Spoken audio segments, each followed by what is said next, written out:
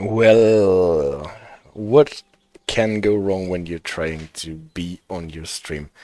Um, yeah, it's June 16, not June 15.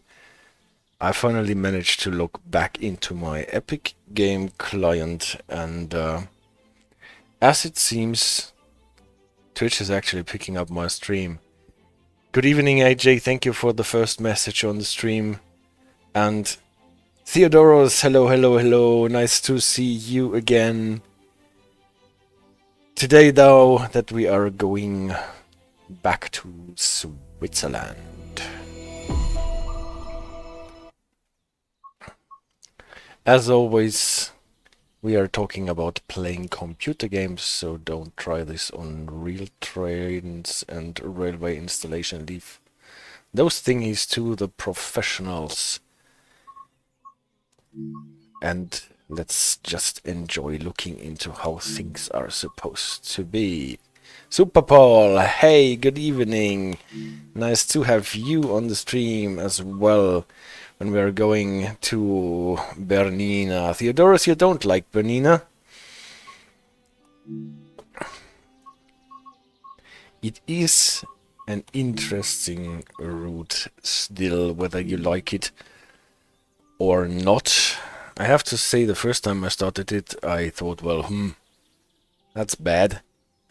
But now that I played it a bit more, it has really some unique features. Quite the opposite, you say. You really love it. Oh, it was a Bernina. Well, great. Nach Alp Grüm und wünscht eine angenehme Reise. Bei Fragen stehen wir Ihnen gerne zur Verfügung. Allegra, signore e signori, il personale di bordo della ferrovia retica vi dà il benvenuto a bordo del nostro raggio servizio per Alp Grüm e vi augura buon viaggio. In caso di domande, riferitevi al personale di bordo. Allegra. Il personale di bordo. That is us. For example. Well.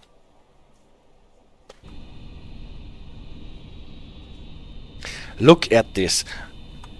Well, I'm using the ini setup that Geloxo posted on the forums a couple of months ago that I really enjoyed last week when I was playing in California, and it looks beautiful here as well. There are some parts where the FPS rate will really go southwards. I have not yet found out how much of it is for creating the shaders under DX12 and how much is because there are so many mountains.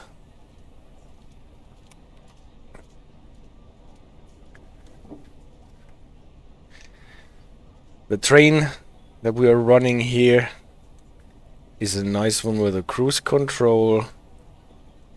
So you would think, well, it's quite boring running it with cruise control, but you always have to pay attention that it does not overshoot with its cruise control, be it running uphill, be it running downhill. And it is a nice opportunity to repeat and recapitulate on the Swiss signaling system, System L here, because it has a nice arrangement of group exit signals, like here now. Obviously, we are not supposed to run into this train here, even though the scenario wants us to depart already. It is still red, and there is only one signal, and now it switched to black and to green. And how do we know whether this green is for us or for the line next to us? And for that we have those markers with the 1, and for the 2 with this little IM in it already. And we will see in the presentation how this actually works, or is supposed to work. It's a bit different from the group signals that we know from Arosa.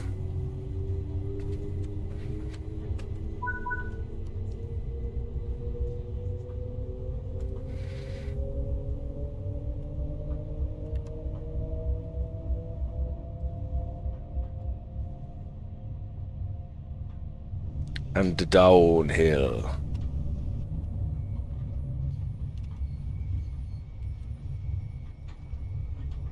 .45 is allowed here.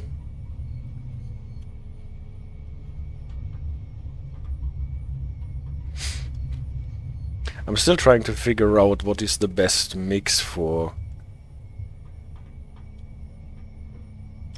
using the vacuum brakes when running downhill, so that we don't overshoot with our cruise control. Typically, you probably would not run into that gradient with the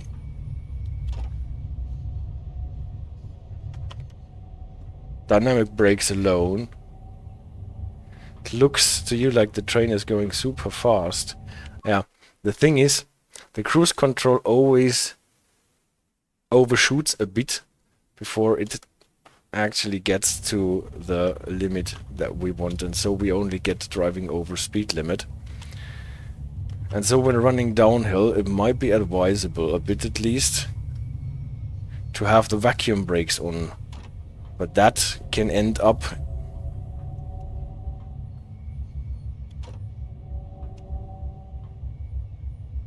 installing the train. So that I'm still trying to figure out how this can be done without this happening. Now we have to slow down anyway, because we are supposed to stop here.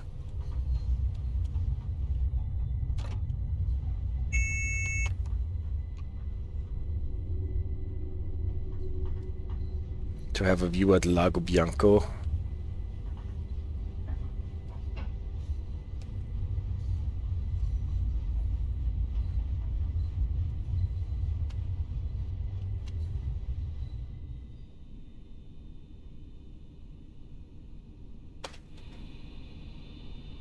That's the train. It's not only our Allegra, but we have also some cars attached at the back. And now the tourists are supposed to get some photos here.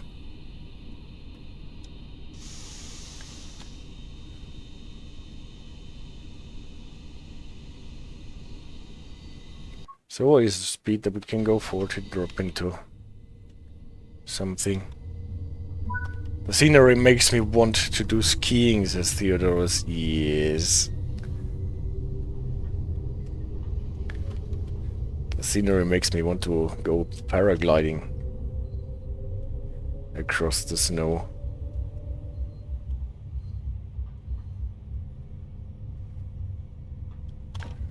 Well, the minimum application of the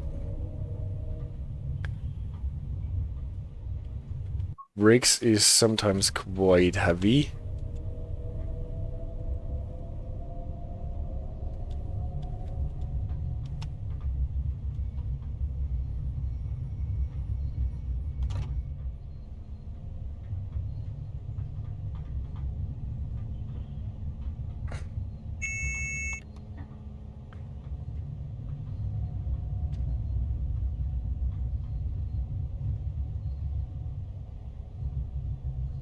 Now we're slowing down to 35. So the dynamic brakes are attacking really fast. But when accelerating downhill, it is really harsh not to overshoot for a bit. What was that sound? That was the safety system.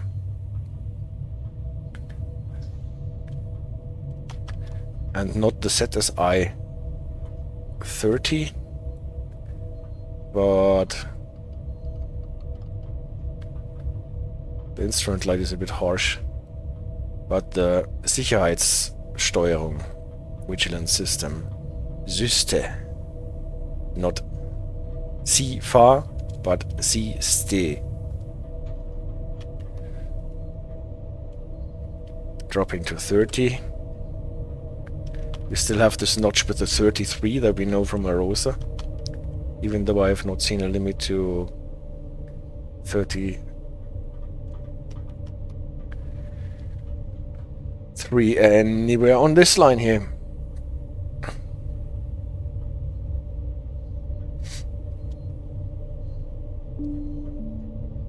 In wenigen Minuten erreichen wir den einzigartigen Aussichtspunkt Alp Grüm auf 2091 Metern. Mit Sicht auf den Palü-Gletscher und den Piz Palü. Hier eröffnet sich ein herrlicher Blick über das Poschiavo, das Val Poschiavo. In der Ferne spiegelt sich die Wasserfläche des Poschiava-Sees.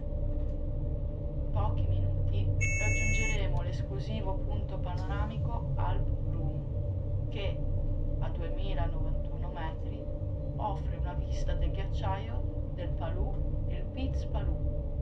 Qui si apre allo sguardo una magnifica vista su Poschiavo, la Val Poschiavo. In lontananza si specchiano le acque del lago di Poschiavo. In lontananza si specchiano le acque del lago di Poschiavo. In a few minutes, we will reach the unique viewing point Alp Grüm, which, at the height of 2091 meters, looks over the Palù Glacier and the Piz Palù. Here, a spectacular vista opens over the Poschiavo, the Poschiavo Valley. In the distance, the waters of the lake of Poschiavo are reflected. So now FPS is dropping since we're running into some fog, especially, and because we are getting those mountains all around us. In case anyone is wondering why we're getting a lot of Italian text here, for people less familiar with Europe, there are 4 official languages in Switzerland. Not only German and French, but also Italian. And Romansch, I think, is the English word for Bündnerromanisch, what is the 4th official language. And we are here in the Italian-speaking part of Switzerland, most of the time at least. Are we still in the 30? Yes, we are still in the 30. Now we're passing a distance signal that gives us a reaction of the SPADing system, I guess. Here you can see it with a green light, because it was a green signal. But this is a point where, judging from experience, we want to be cautious with the brakes, because we have to stop at Alp Grüm, running down quite a steep ramp into the station. And when we try to slow down with the dynamic brakes alone, most probably we'll get wheel steps. So let's see if this can be prevented with using the train brake, vacuum brake, early enough. And running down this ramp here.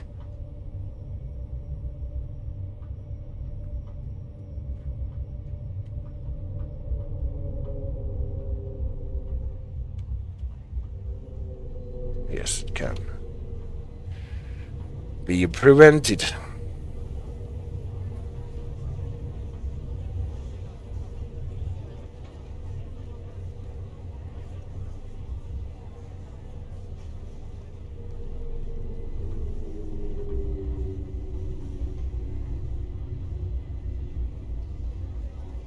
Here's our stop marker.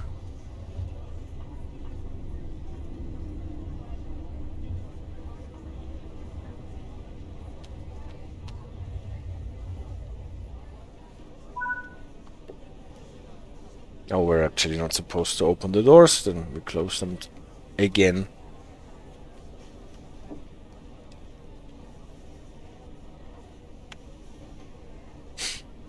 Passengers are supposed to take some photos.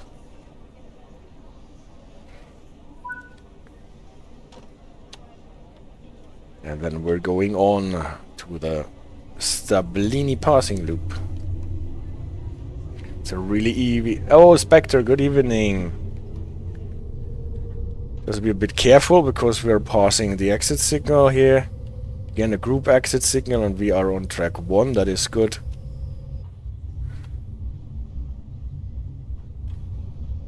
So we are actually allowed to go out of the station here, and we're running into a quite steep descent, I think. And Alice says it's a really eerie atmosphere, yeah, with this fog here, right? What is actually nice is that if you play this scenario a couple of times, then the weather is always different. At least from what I experienced. Sometimes you're running in fog, sometimes you're running in snowstorm. What you can see is now that the distance counter is actually counting up. Not because we're running in the wrong direction, but it's because of those hairpin curves.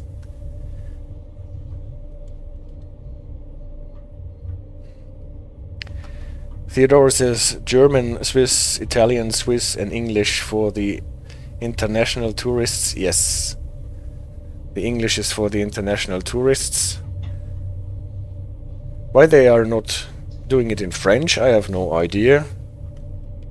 And Romansh is, well, an official language, but only a handful of people are actually speaking it. And from what I think I have learned, people who have this as their primary language have a right to be addressed in that language by the official authorities, but the authorities do not need to translate every document and everything that they have into this language.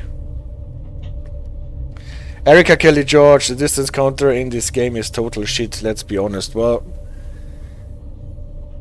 you have to take it for what it is. It is as the crow flies distance counter.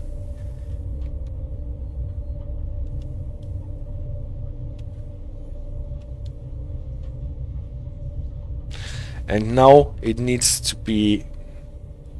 we need to be careful. It says so harmlessly go via location in the Stablini passing loop. But the crux with passing loops is that sometimes you have to let someone pass. And this is a passing loop where we don't get a distance signal for whatever reason.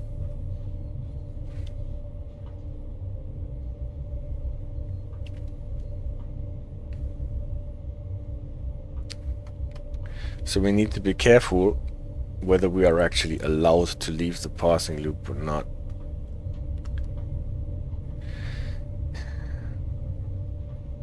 Now the counter is counting down. That means we are probably, if there is not a second pair of hair needle curves, here's a green light announced. So it was a distance signal with a green light. Next main is green. And the next main we're actually encountering here in the tunnel already.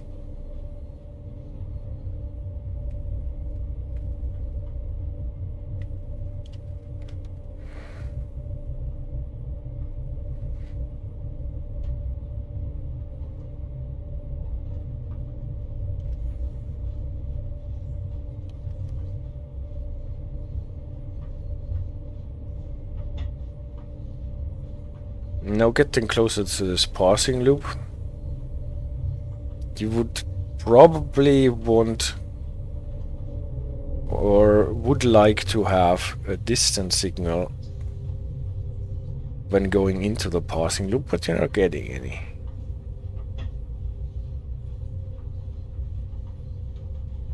Mega, says City Radar. Nice to have you on the stream.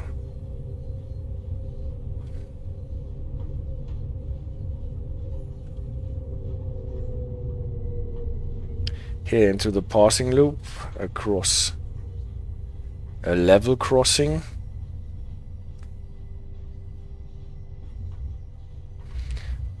Now we're still on the Go Via. Not to stall the train. But go back on the vacuum brakes. So that, because if we are just yanking in the dynamics, then we will surely get wheel slips.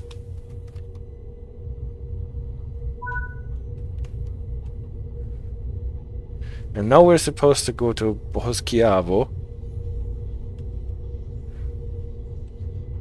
But actually... And now we are SPADing, I show you why. And now bang, we're SPADed. And why is that? For that I have the presentation prepared. How did we SPAD? Because before we even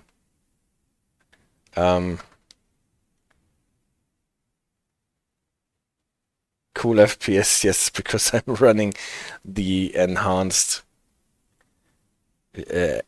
ini-settings. So, what I wanted to show at this point is how we could SPAD at this point before we even passed a signal. That is because we passed the corresponding marker that was attached to this signal. We were not warned before that. We just came around the corner, saw the red light, and we were not in a position to stop our train. And for that, the presentation where we can go back to, maybe I throw the game into return to last checkpoint. I think that we can do in the meantime. Oh, actually that was just before we SPADed. Maybe we can do it because we were at the go via point. Well, presentation. Let's just recap a bit the Swiss system. L for light. Obviously we have signals that can show a red that may not be passed, called halt. The Swiss system distinguishes between main signals and distant signals, just as the Austrian or the German system does. Before we run up to a red light, we typically get a warning, a Warnung signal. On the distant signal, the two yellow lights horizontally aligned, just like in Austria as well.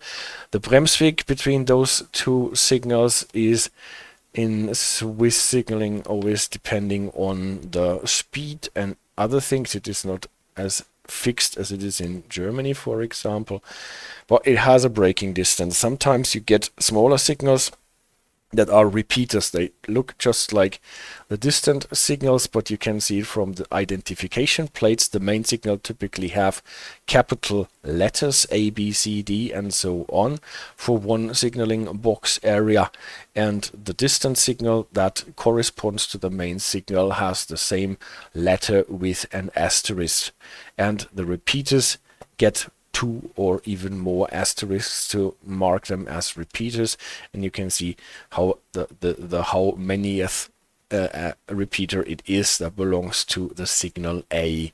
If you have a green signal, that means freie Fahrt, clear, you get this as an announcement, Ankündigung freie Fahrt. That is just like the German VR1 signal, two greens diagonally aligned.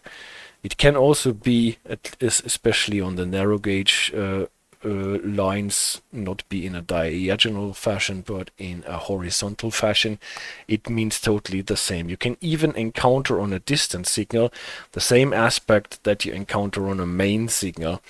So distant signal and main signals are less separated than they are in the German system. So sometimes a distant signal can also show an aspect that is a main signal aspect, like here, instead of Ankündigung freie Fahrt, the freie Fahrt.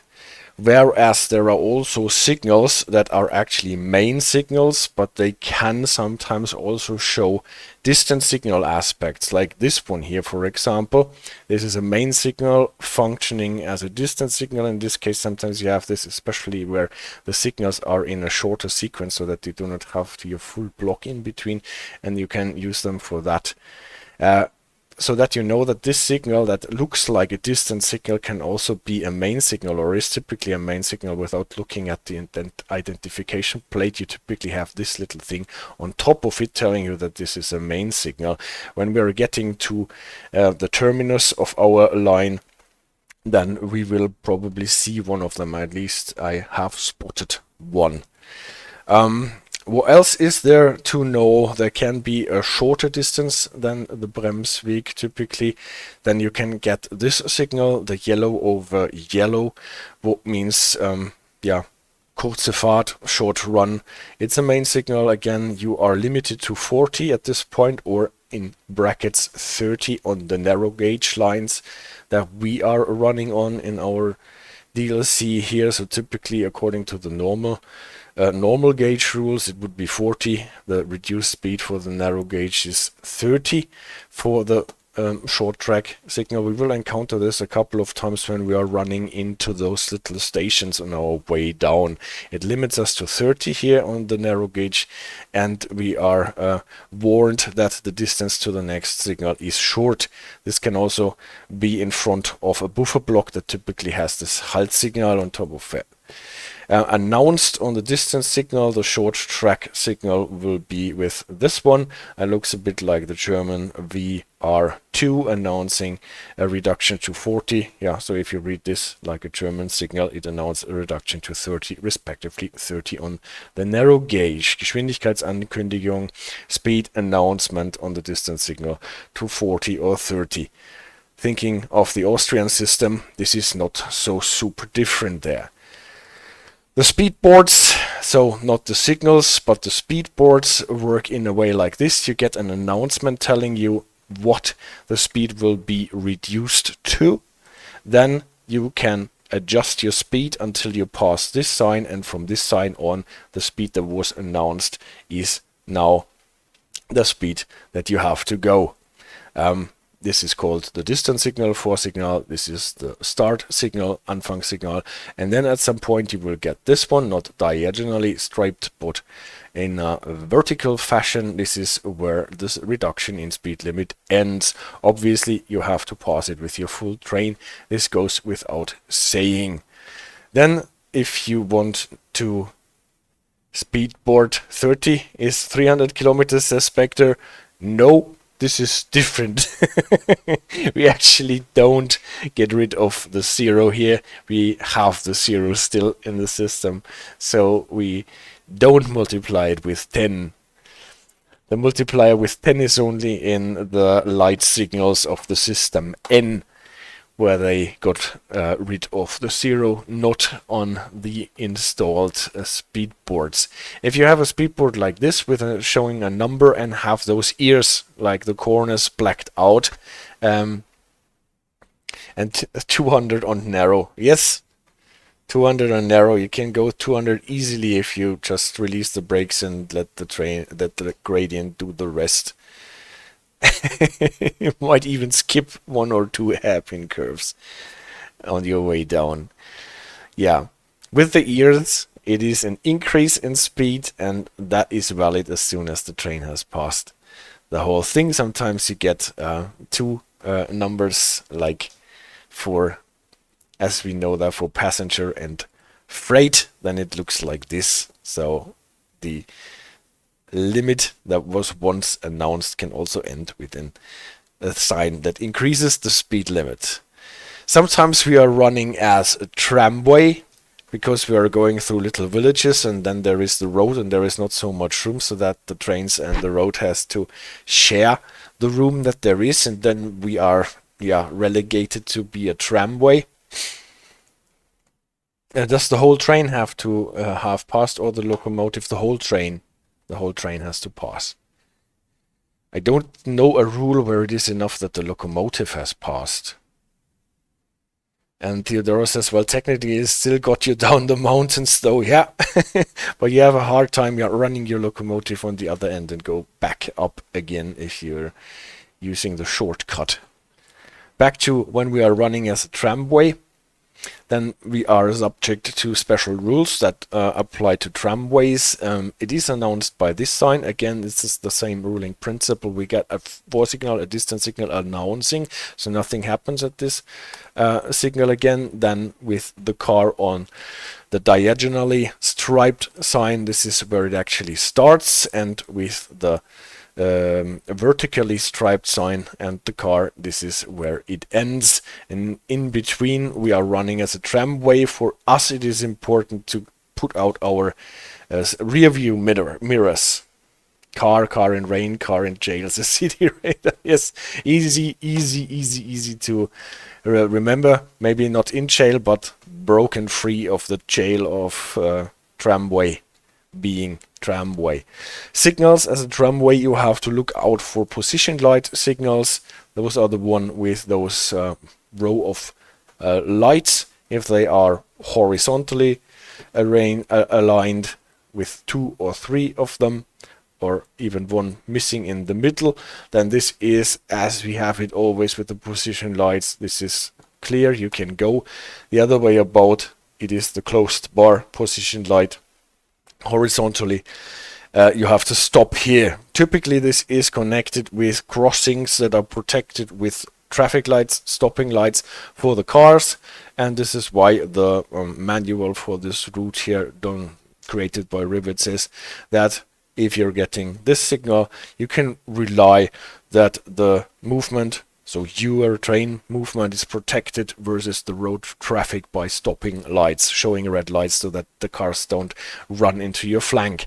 Whereas if you're seeing this, then the cars are running, movement not protected versus, well, protected versus is maybe a stupid way of saying it, protected against the road traffic, so that the road traffic does not hit your side.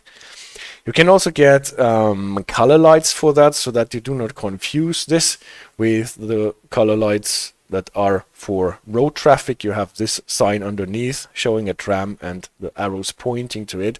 So this sign is actually just telling you this is a sign that is for the tram that you are at the moment. And then obviously there are different versions, so you can also have those bars instead of the lights that can be aligned there. In the manual there is another aspect shown. This you can see if the road traffic lights are actually in the process of being switched. So being switched from one to the other, that is the classical, if you're a car driver, the yellow light in between saying, okay, we're going from green to red or red to green. And as a train you can see this, that the traffic is just switching their aspects also. But this is not in the manual, but this I got from the Swiss Fahrdienstvorschrift. If there is no light showing on the position lights, then the stopping lights are turned off or not working for some reason, and then you have to proceed with caution. So going on side, maybe using your whistle, and be careful that you don't hit a car when going across the crossing. So interesting fact is that on a dark signal, unlike other rules, you don't have to stop, but you can still proceed with caution as a tramway here. This signal looks also like it was tramway signal, but this is not for you. This is just warning the road traffic that there are trams running about, so you can ignore it. Again, this is recapitulation with some more aspects that we have not seen so far. That also holds true for what we are doing in Chur on the Arosa line. The right of the stronger. Yes. This is why we're using the whistle, so that all the weaklings can just drive away. What else is there to say? The speed signaling that we have in the system L, it's not only stop and go, but we can also have main aspects limiting the speed to different proceed aspects. 2, 3, 5. Proceed aspect number 4 existed in former times, but got deleted and is no longer used. So this would be Fahrtbegriff 2. Proceed aspect 2, limiting the speed to 40 on normal gauge railways and to 30 on the narrow gauge railways. And it is announced by the one with yellow on top, green underneath, diagonal fashion, just like in the Austrian system, for example. This is announcing that. Then there is a green over green signal. That will be, I think it's the Farbegriff 3, the number I'm not extremely sure about. What I am sure about is that it limits your speed to 60 on normal railways and to 45 on narrow gauge railways, and it is announced by that one. And so those announcement aspects, if you are looking at the Austrian system, you can totally see how from 2 greens over 1 green, 1 yellow, 2 greens and 1 yellow. It is not exactly the same, but it is a bit the same principle. And then obviously the distance signal can be mounted to the same post as the main signal. Never seen in the game, because obviously on the narrow gauge we don't need the speeds that high, and on the Luzern-Sursi we don't have that many system L signals anymore. Green over green over green, a very rare aspect. Even on the American signals that always use 3 heads on top of each other, I have never seen a system that actually uses green over green over green. It will be a limit to 90. There is no equivalent for the narrow gauge, because the narrow gauge doesn't go that fast typically, and it is announced by this funny distance signal, what is the expect clear plus a yellow underneath. So that will be the distance signal announcing it. So if you're looking at the speed profile that we get from that, we are starting with 100 here. At the announcement nothing happens. Here we are reduced to 90 from the green over green over green, and are announced that we are further reduced to 60 at the next signal. That happens here then, and then here we get the announcement to 40, and then at this main signal it drops to 40. That will be the regular gauge speed line, and that will be for the narrow gauge that we are running on for the Rätische Bahn, when we're coming in with 60 and then dropping to 45 and then 30. City Radar says, funny how yellow announce faster speed. Yeah, it depends on where the yellow is, right? And how much yellow in relation to the green. So green without yellow is the fastest that can be announced. Green with 1 yellow underneath is a bit slower, but still quite fast. Yeah, green with yellow on top is a stronger restriction, and equally yellow versus green is the slowest limit until we get to the only yellow announcement where we have to stop. So it makes sense a bit, at least. Now to the group signals, and those are the group signals that we encountered on the Arosalinie, actually. So not the Bernina. We had 2 tracks and only 1 signal, maybe standing here or standing even beyond the switch. And it is a main signal, and it had those 2 position light signals, Sperrsignale, with it.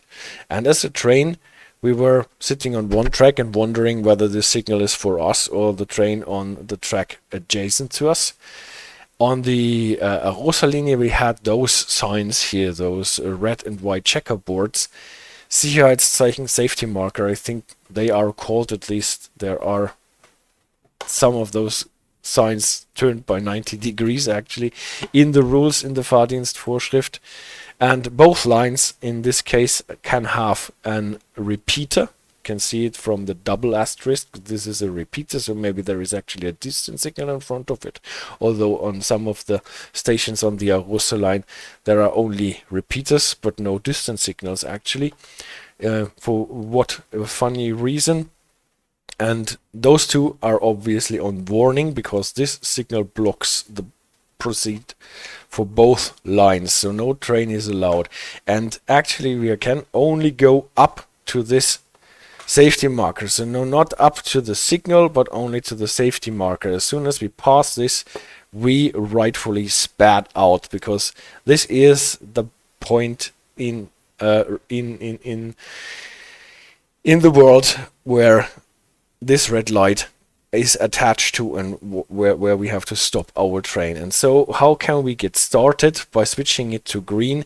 We can see if this is a signal that is for us by looking at the position light signals underneath the green. So as long as it is red, we have a stop aspect on both position lights, and as soon as it switches to green, only one is supposed to switch to an open aspect.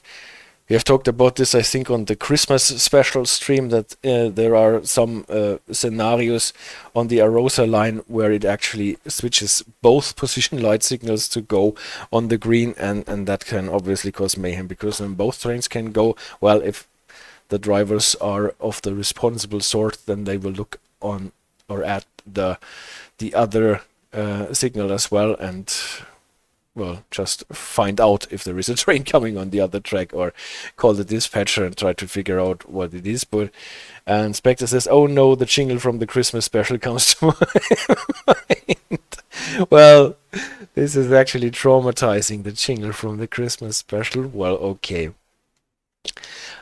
Yeah, but this is quite clear. We get a green, and we have to look at the position light signals, the Sperrsignale, to see which line of those two is actually open and which is not. So this will be the right one, and that allows our train here to proceed.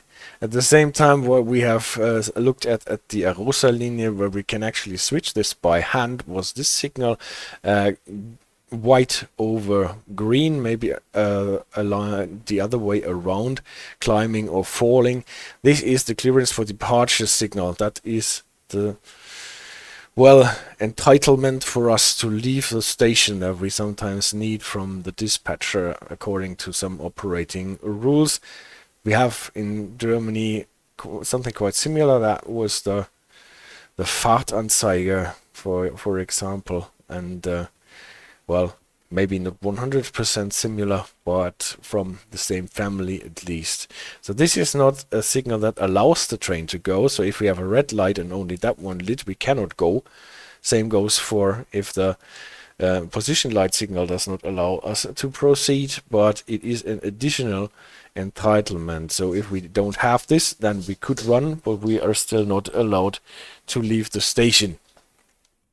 Two things that we often have to distinguish: are we allowed actually to proceed with our train on the track, and are we allowed to leave the station? There can be two entitlements that we need before we can actually go, and here we can go. In the Berninalinie, from what I have seen, those signals are turned on automatically by default, so that we typically get this clearance and don't have to wait or call for it. Maybe somewhere we have to do this, I don't know. So this was how it works on the Arosalinie with the Gruppensignale, with the group signals. A different story totally on, well, not totally, but still a different story on the Berninalinie, because we don't have those safety markers. What we have are those signals here, those boards with the black triangle pointing downwards, and those are, according to the Fahrdienstvorschrift, Gruppensignal Halttafeln, group signal stopping boards. They look more like this in the Fahrdienstvorschrift, are orange there, but in our DLC they are black. Still, they work the same way that they are described in the rules. And they are not alone, but they have those boards on it. Exactly, there is a very, very small print saying I am in the top left corner. I was not able to put it in here in my presentation, but in the game it is actually there, and this I am means that this is the proceed aspect that this board calls for. Fahrbegriff Tafel, proceed aspect board. There are even different ways to solve this, but how it is solved here is the one with the Fahrbegriff Tafel. So typically one track has the 1 and the other one has the 2. And how does this work now? We don't have the position lights.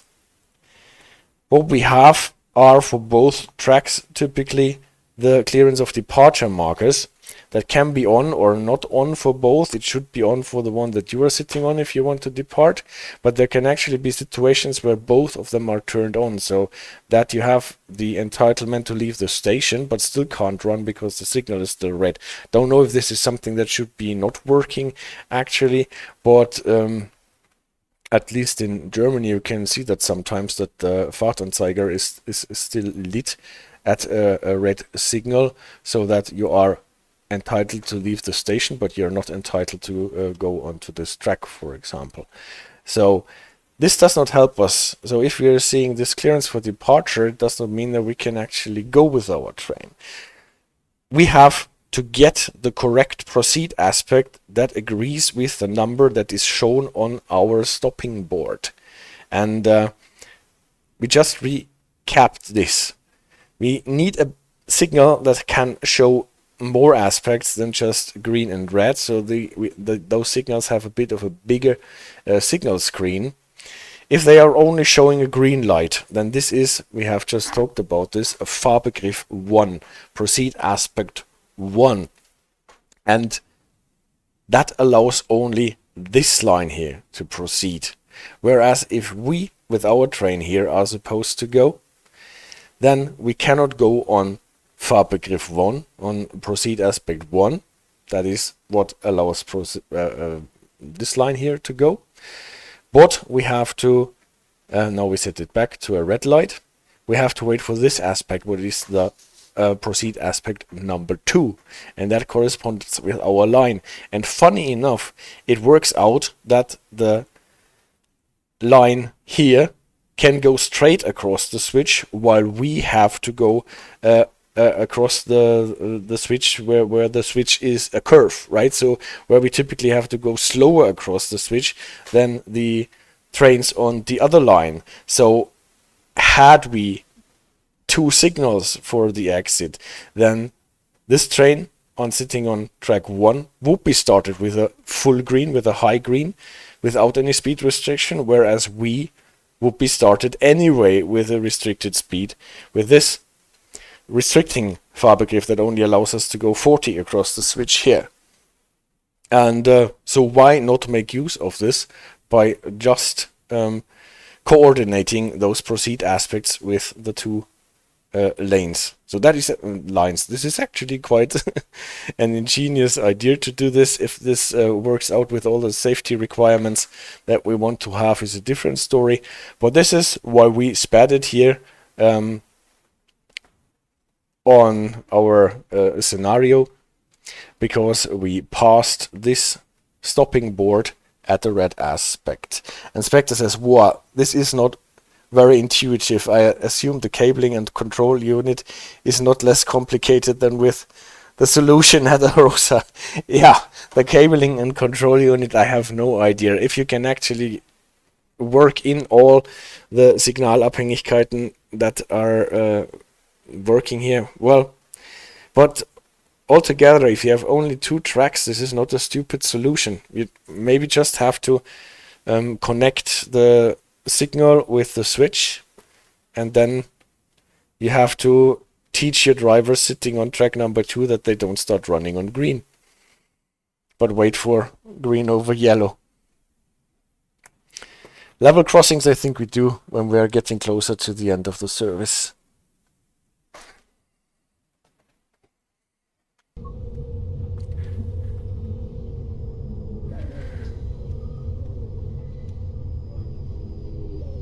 So let's see if we can actually get our train here to a stop without getting too many wheel slips or too much of it. Yeah, made it. And you can see, especially in those conditions, this is our red light over there. It is really not so super conspicuous, right? It is not really jumping to your eye that you are supposed to stop because of this red light in front of this sign here.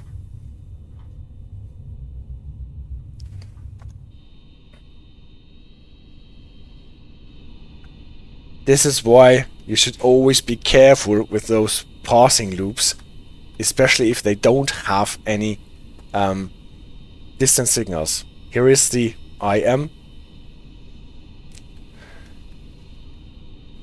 with the 1, and here is the train coming, and here is the one with the 2.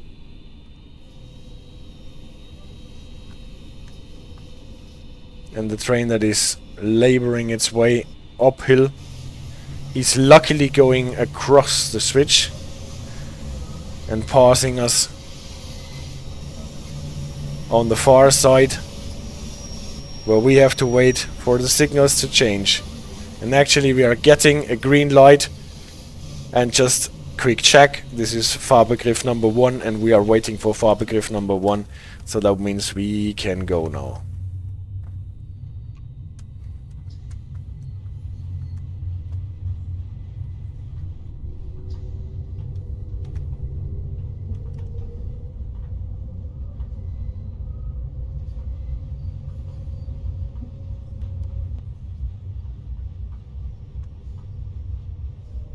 CD Radar says, excellent, we are in the area of frequent forks and we will put the signal as far into the bend as possible so that it is never seen. Yeah. And so that nobody notices our shortcomings, we don't put up a distance signal or a repeater. So nobody might notice. Geez, I wouldn't want to be a train driver in those conditions, says AJ.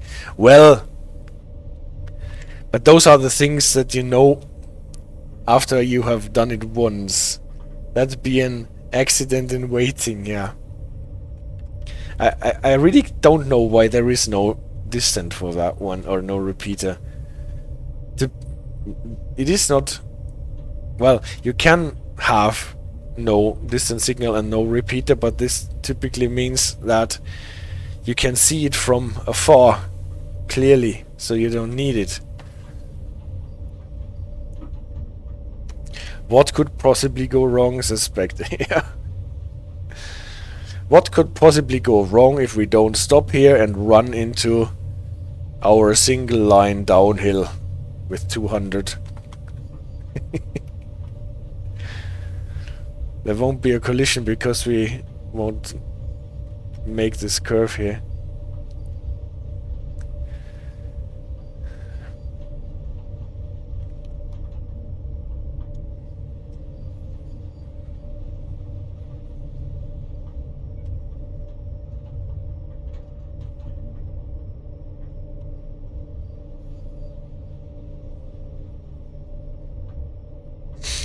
So, and now we are running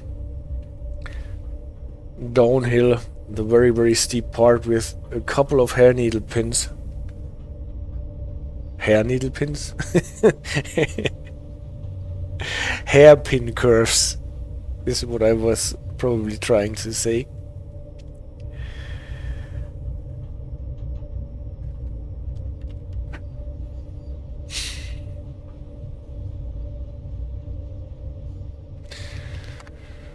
The train has a screen here that is telling you a lot of stuff. For example, that it is -3 degrees on the outside, 21 inside. And also interesting, this thing here that does the announcements for the next stops, but also works in timetable mode automatically, so you don't have to initiate it. That is a nice touch, a very nice touch.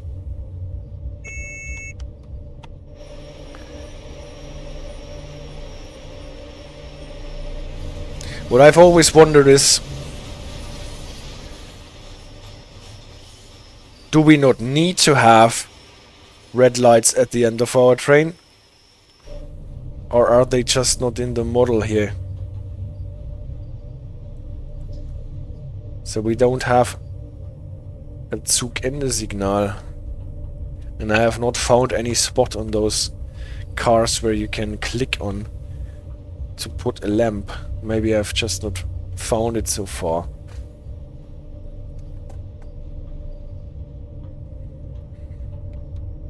Generator says, oh, that also happened near Prague recently. The driver braked the train badly and it went off the hill on a single track line and then flipped off a curve into a ditch.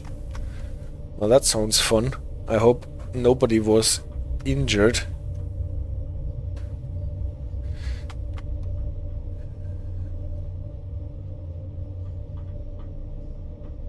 Theodore, sucks to be a tourist in this fog. Might as well take a picture of a white wall and tell your friend it was when you're in Swiss and foggy weather. Yeah, actually, this part here has a really scenic view when you're going down, but unfortunately, at the moment we are lost in the fog.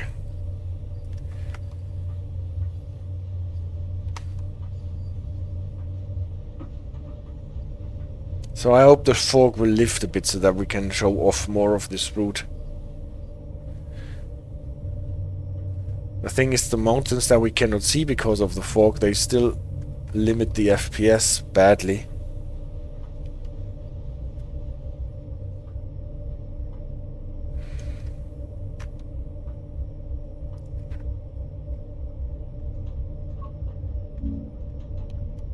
Wrong button.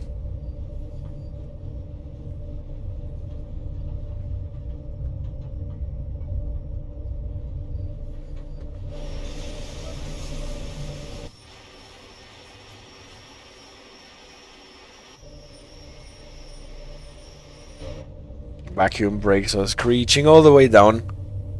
Well, for the Arosa trains, people said that drivers in the real world would use the vacuum brakes on the way down, not only rely on the dynamics. And I guess this is still what you would do in running downhill, that you combine your brake power, because only using the dynamics would end up in having dynamics here on the top, then on vehicle number 3, because that is also a train that can apply, and then those 3 cars are not. Now we are running up to a signal indicating announcement of limit to 30.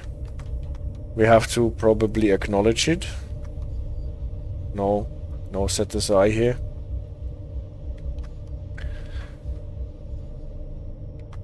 Theodoros asked me whether I have God mode. No, I don't have God mode. Here is the limit to 40. To 30. Typically it would be 40. Because we are passing Caviglia, I think is the name of this town. Yes, Caviglia.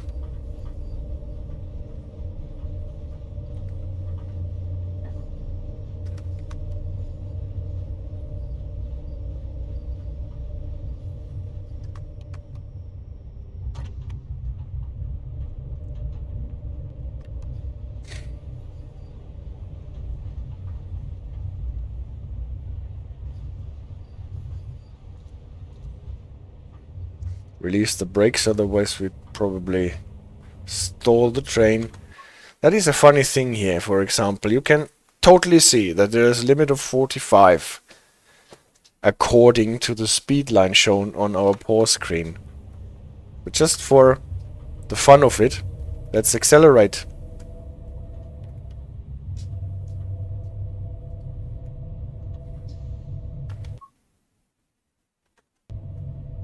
And let's see what we get on our next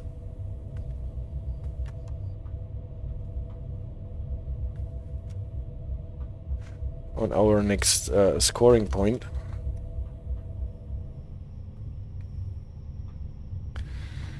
No, 30. No, it works. Okay. Funny enough. Well, last time I did this, I was docked for running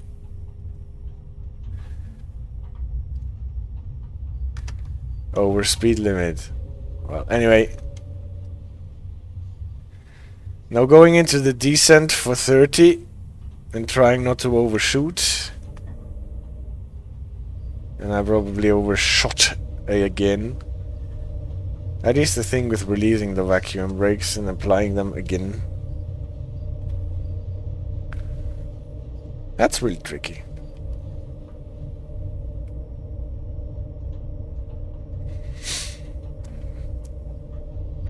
Got to feel a bit for the spot where the train is really going into the descent, and then apply the brakes and not before, otherwise you stall them and you release them and then it goes into the descent and then you overshoot and are late on the brakes. So with God mode I obviously could remove the fog, but well, I always try not to rely too much on mods, so that I can actually judge whether what the game is doing is what the game is doing and not what the mods are doing.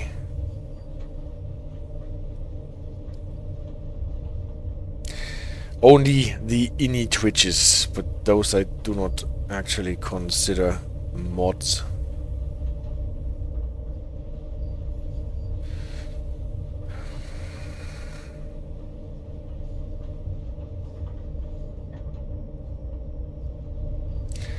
So come on, my gods, blow away. Well, it is scenic enough, isn't it?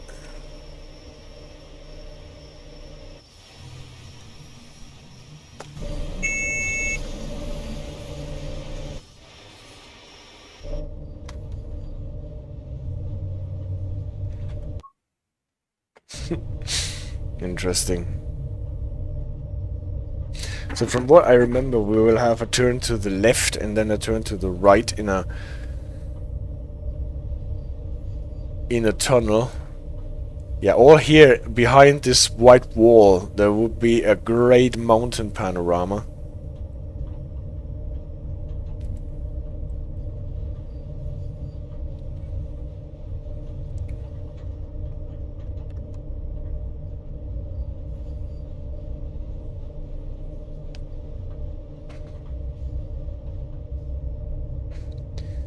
And unlike Cajon Pass, actually, it should not be stuck or got stuck in fog all the way down. So I still hope for the fog to be lifted.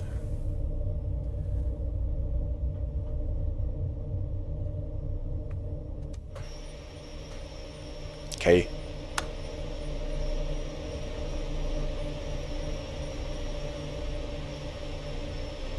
It's funny how the FPS goes back to normal if you look to this side, and drops into the red if you're panning to the mountains that you cannot even see because of the fog.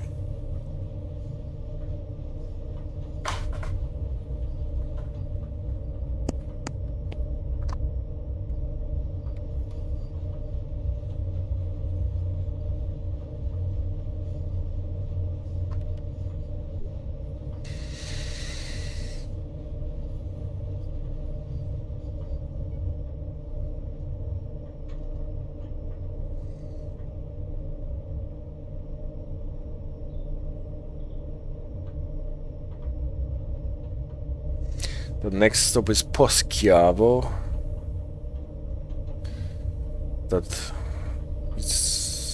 That means we're not. No, that is before Brusio. There is a tourist stop for Brusio. Might be a good time to serve and enjoy warm chocolate drinks at this point. Yes, Nature says I could get behind that. Yeah, someone please get one of the hot chocolates here to the cab.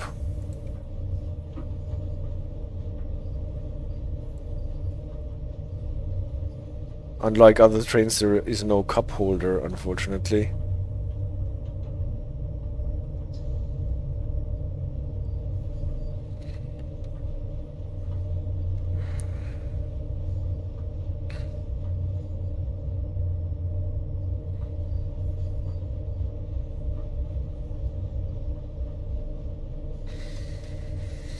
So, hairpin to the left.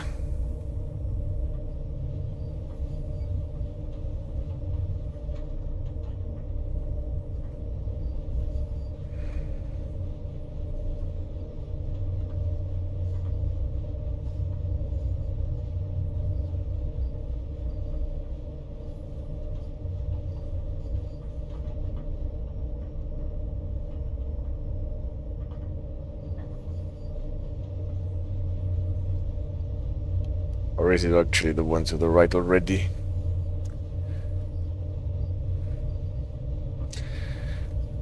After some of those tunnels there is a reduction to 25.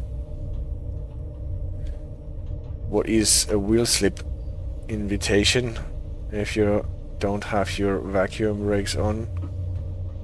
But I guess it is not here yet, because that is actually the hairpin to the left. But it was a double hairpin.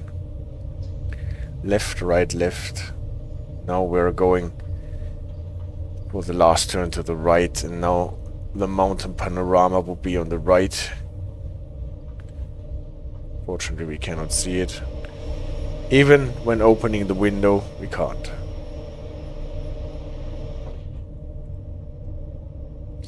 See, the radar says, that reminded me of my only option to get to the cabin on the Semmeringbahn when I brought coffee to the driver.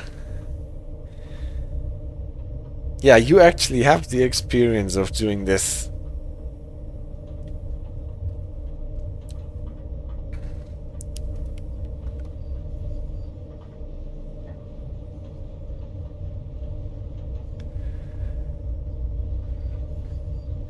Unfortunately, you do not have a tender like the Flying Scotsman, so you can not go through the corridor.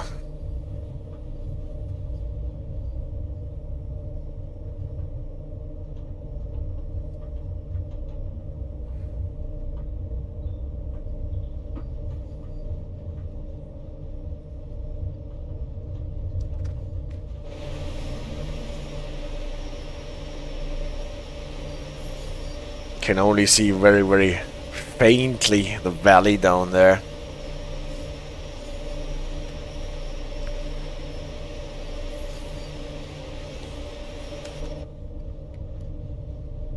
Well, that was somehow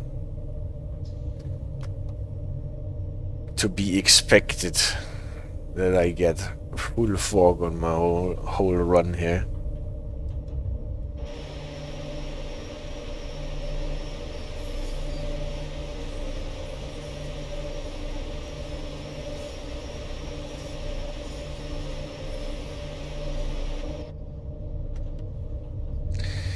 In the Flying Scotsman we could roast some marshmallows in the fire, yes, true, and then bring them to the passengers through the corridor.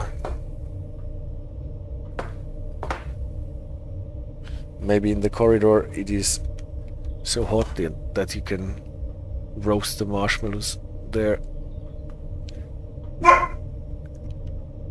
What is it, Chili? Do you want more schnitzel?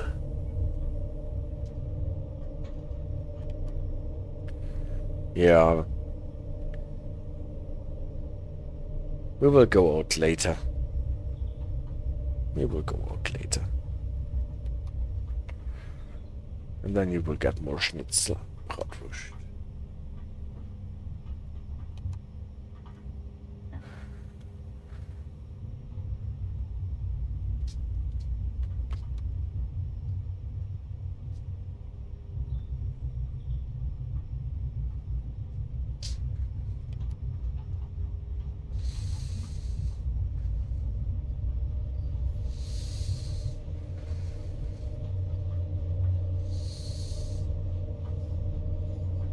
I'm guessing the resistors will be pretty hot on electric trains too. I guess they will be.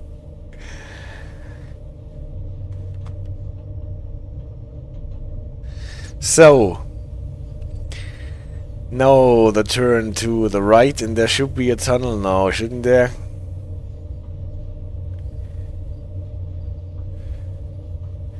Or am I just imagining this? So far there is no tunnel, and there is no limit to 25. So obviously my route knowledge got lost in the fog, and here is another announcement of 30 at the next signal. Not armed with ZSI, or maybe ZSI magnets are just frozen underneath the snow.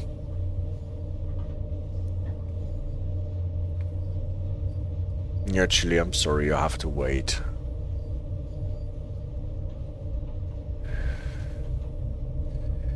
Here is a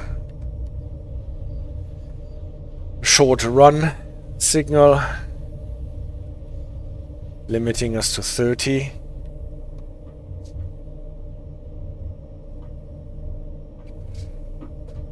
Yeah, actually this is a different spot that I was thinking I was on. The Arosa says in US loco cab get a coffee maker, if I'm not mistaken. Yeah. So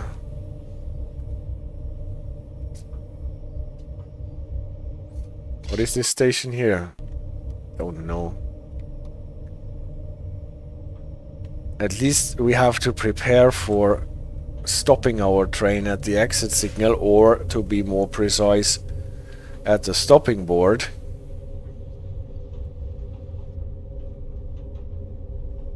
Here we're actually getting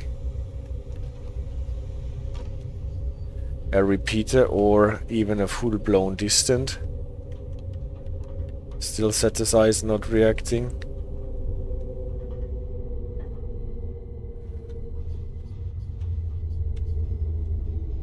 Here is the stopping board, and the problem is we cannot really see what the exit signal is showing. I think it is showing a Farbbegriff 2. That means we can go on. Now we are on the line with number 2.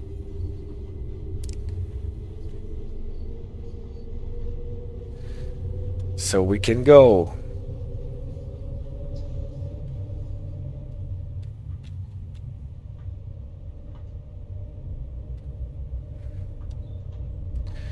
Again into the descent. Try not to overshoot.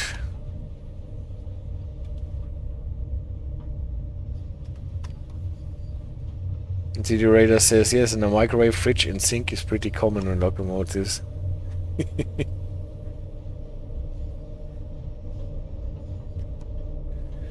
And into the gradient, whoosh.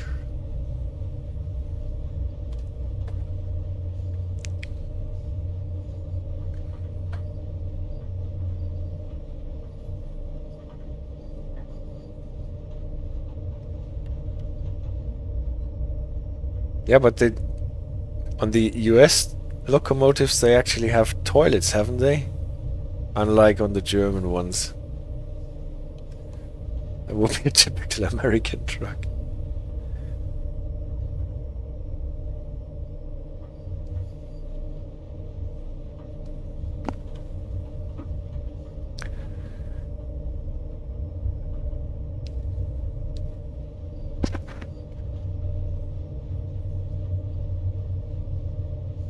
So wouldn't it be nice to clear the fog now?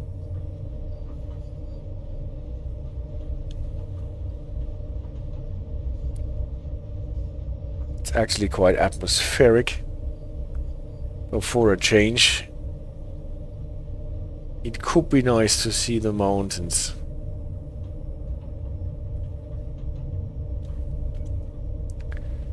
So is that the tunnel I was fantasizing about before?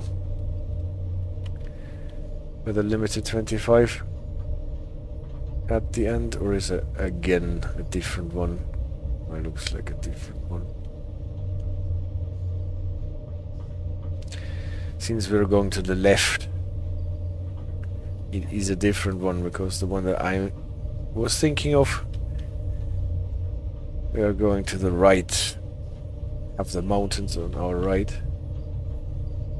Was there a cow or a sheep?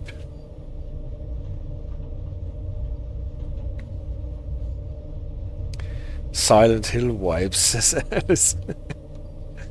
Well, you were obviously thinking of your horror scenarios. Now we're getting a green announcement on the distance. We have still 2 kilometers to get to Poschiavo.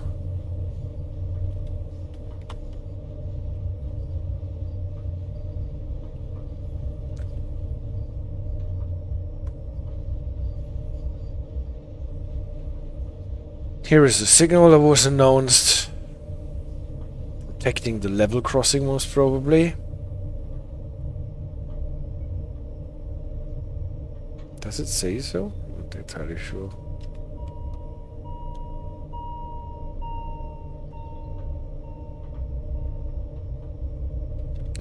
Let's go into photo mode and check if they actually have. Yeah, they have. This funny sign here, it is the level crossing. It looks like a fence and the red streak or stroke across that I have not found in any rulebook. CDRay says, that's why I hide the dynamic weather option. Basically, it means you start in nice weather, but after a while it will definitely rain, or the worst weather that can be. Well, that was like that in the beginning, but recently there was actually a good chance that the weather would turn back to nice and friendly and go through the cycle, so that you actually had some variety.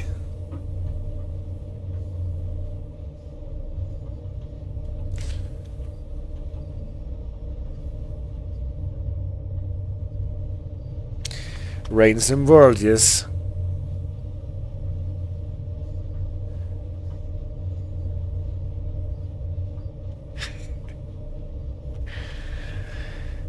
As we said on the forums when we were discussing the Markov chains.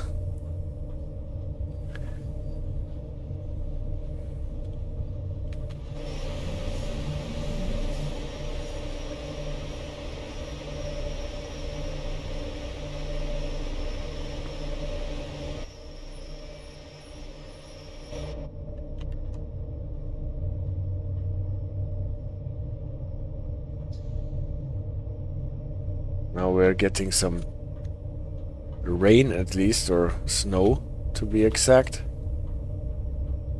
So a change of the weather, but not literally to the better. Literally the vast majority of scenarios are in the rain.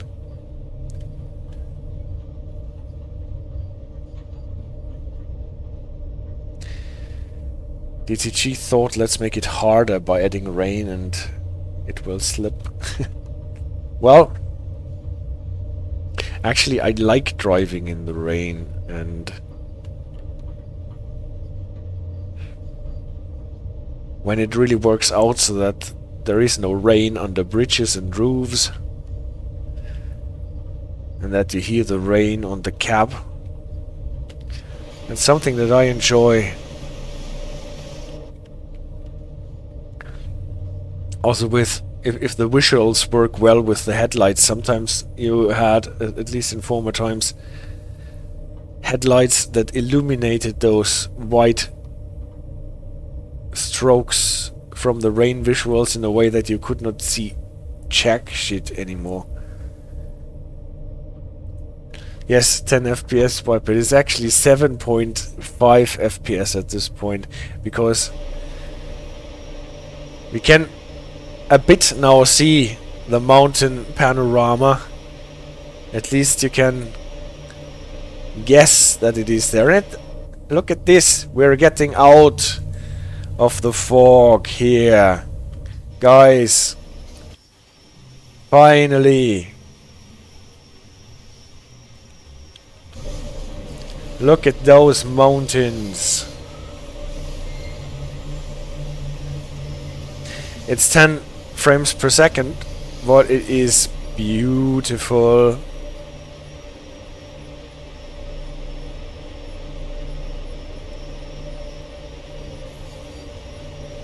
Well, I still have to play around with those engine settings a bit.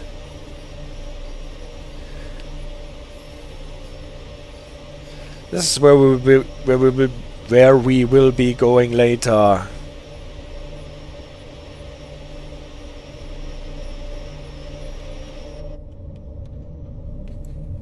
Welcome to Beauty of Switzerland in Winter presentation, yes. And now this is finally the tunnel with the 25 restriction at the end, I'm quite sure. Spectre says there are some scenarios on Sandpatch Grade and the southeastern high speeds where they say be careful and watch out for damage and wreckage. Nothing ever happened. Ever. True. True. But there are some scenarios on Sandpatch Grade where you're running, here's the 25, I'm not crazy, where you're running in the rain, and those scenarios are super atmospheric. Maybe because they were like the first ones that I played in Train Sim World, but still, sitting in my GP38, rain on top.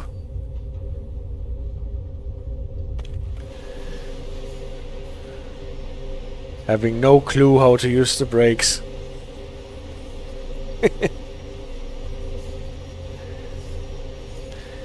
There you go, now it's Winter Wonderland in PowerPoint. Well, given the fact that my favorite season by far is winter,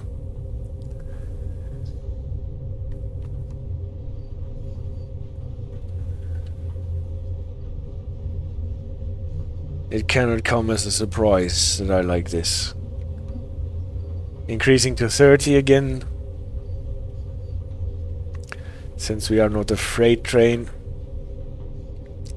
There you go, now it's Winter Wonderland in PowerPoint, he says. Yes, that was what I just read before.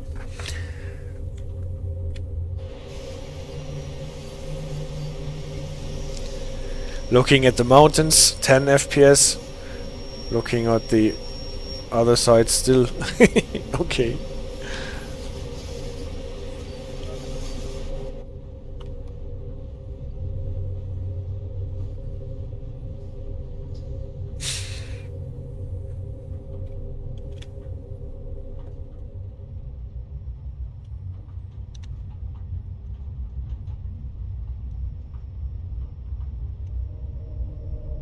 Again, I did not manage to keep it from overshooting. It's always like click. This tiny bit. So I wonder if this cruise control is actually working like this in real life, or if it's just too slow. And here we are. Honk the horn and drive by at 8 FPS. That will be a long drive by.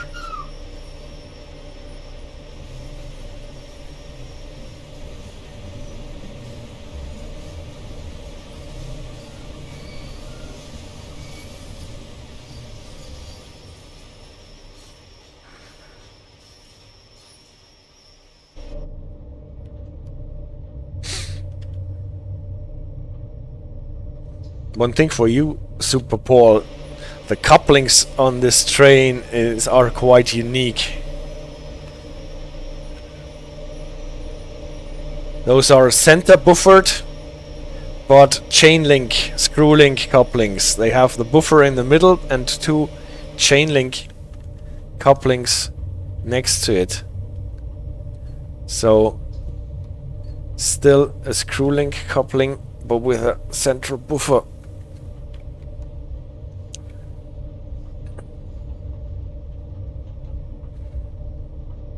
Nice slide through the show. What are these? They're actually quite common. They are also used on the Arosa line and for narrow gauge. It seems to work out well. So, and maybe we will finally get to somewhere where we can have a bit more frames per second again.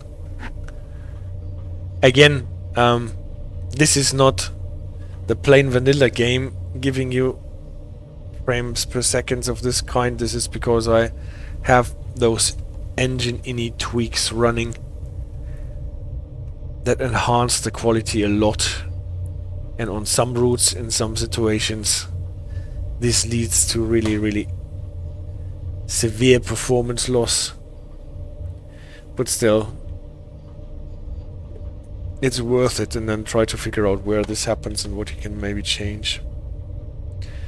The snow just melted in less than a minute. Well, yes. To be fair, we're getting down the hill, so snow on top, rain in the middle, sunshine at the bottom. Father came, probably.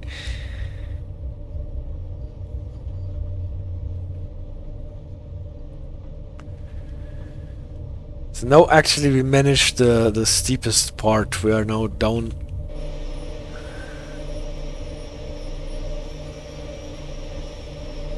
The external cameras are sometimes caught in whatever.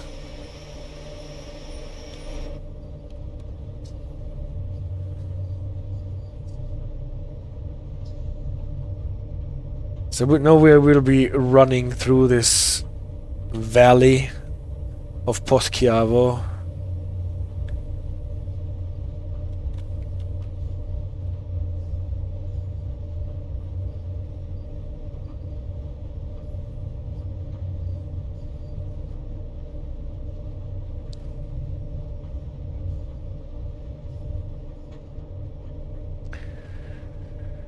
Until we get to this other lake. There's another step that we need to navigate with the circular viaduct at Brusio.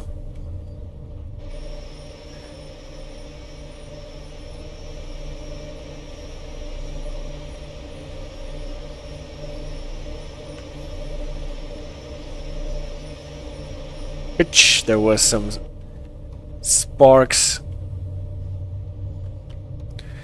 And the pot of gold at the end of our journey, says Theodorus. Well, let's hope for it. At least for Chile there will be a pot of schnitzel and bratwurst at the end of the journey.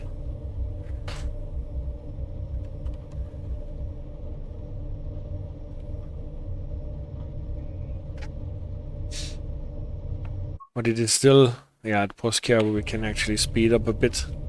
But until we get there, it is 30 kilometers.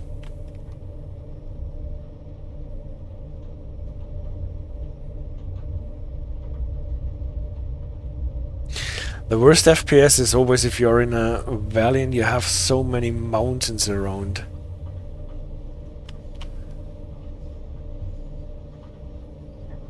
Careful with the passing loop again, so that we don't get sucker punched again. Now that the snow is gone, we can actually see the set design 90 installations on the track.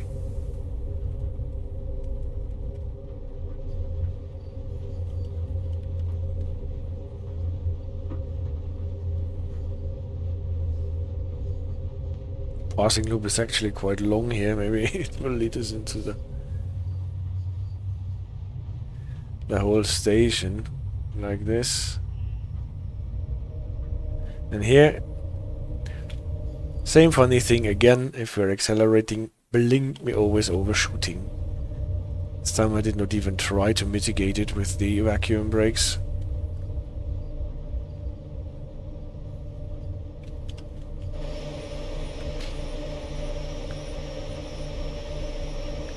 And this should be Poschiavo.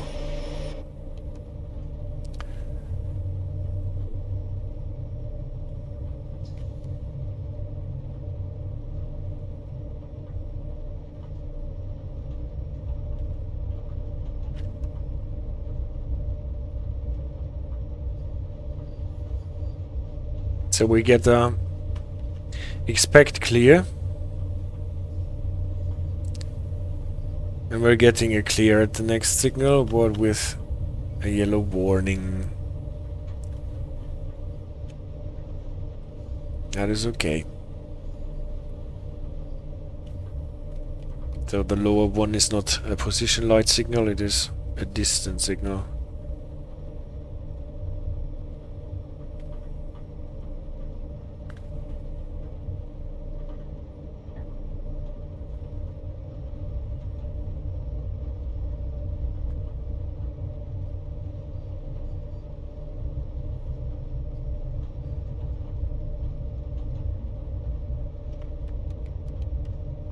Again, no ZSI.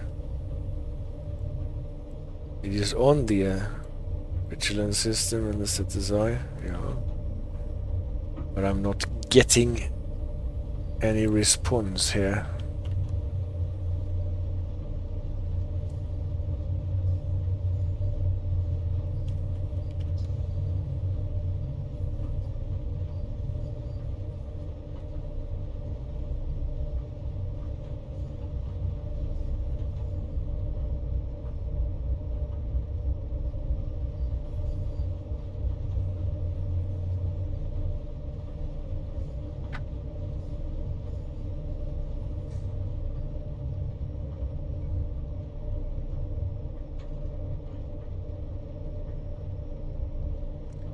So, and we're actually supposed to stop here.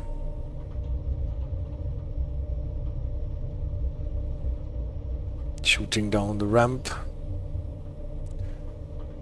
Now we're getting into the level part. Release the vacuums.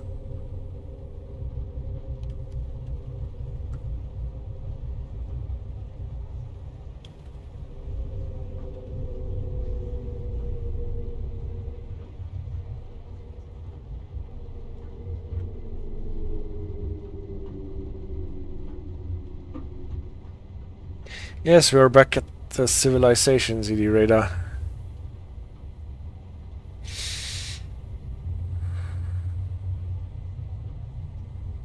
Where is a stop marker here? Up front, 20 meters. Mustn't run the position lights.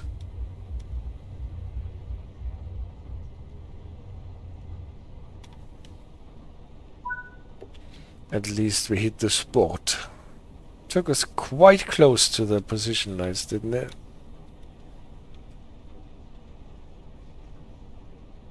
Here we have a different solution with the exit signal. No power. Please, no power.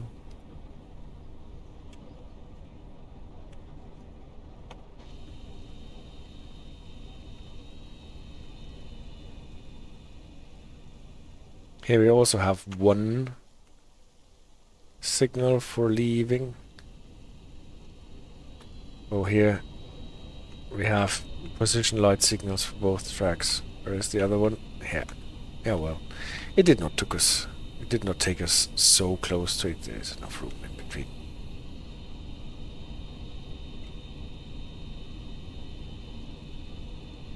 And the fun thing is that the FPS is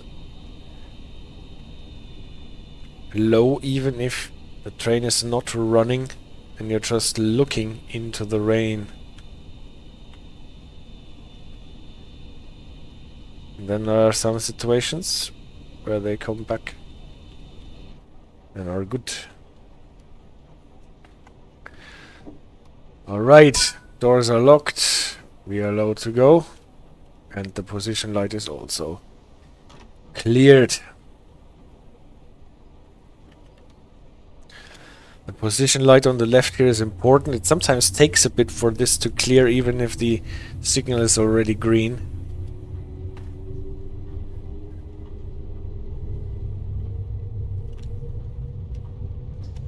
Clearance for departure.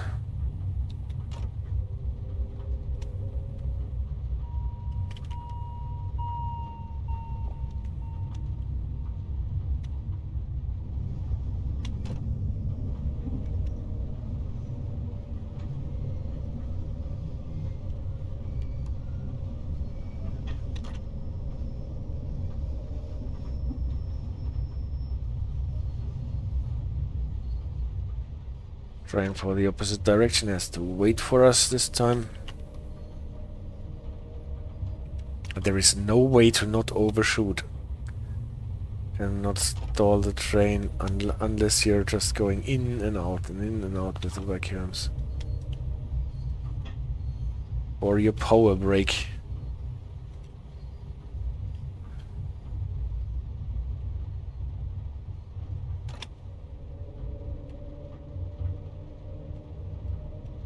Even if you only go with 5%.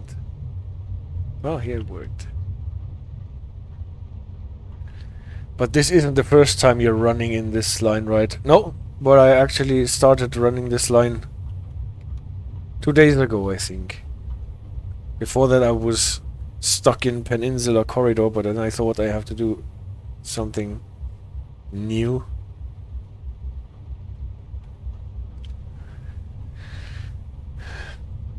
But with different weather you never know whether this is still creating shaders. So for the FPS it might get better. I had a feeling that it got better on some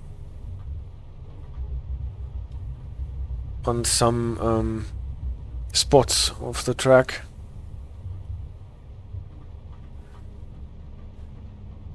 Now it is getting definitely better again with 20, flickering between red and yellow.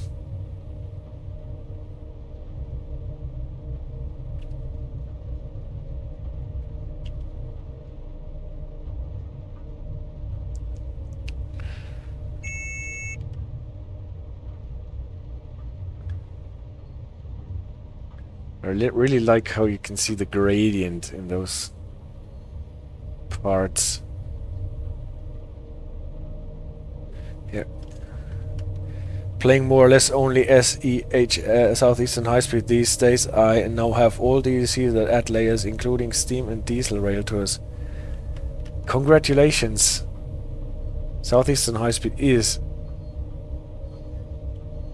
a great DLC. So big, so many different trains and services. Still so many that you want fixed there. Like some weird formations with the 66s. Now I think it is climbing to 55 the limit, no?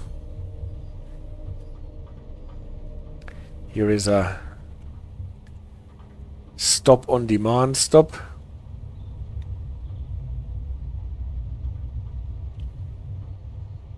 Petrol station. This is climbing to 55, but it will drop to Li Curt. This is Li Curt. That is a funny name too. Light effects in tunnels at least on it.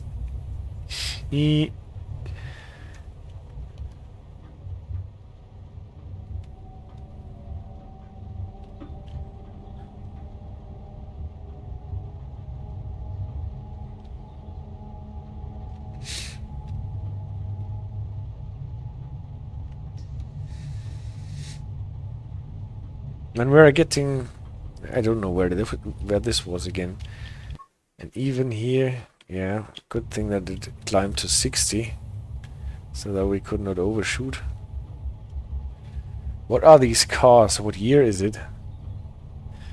Well, it is still using ZSI 90. I think in real life they should have modernized it already a bit to ZSI 127.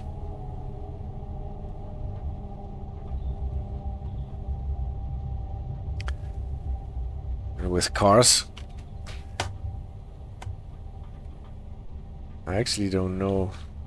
Look a bit like standard models.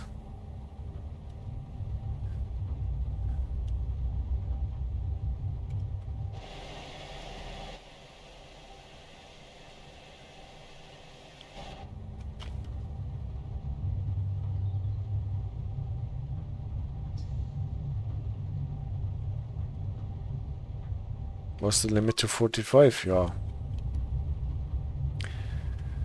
Now the limit is supposed to climb to 50 again.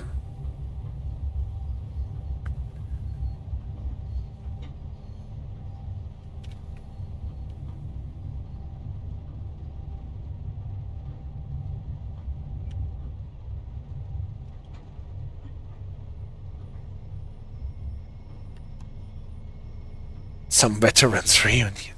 Maybe.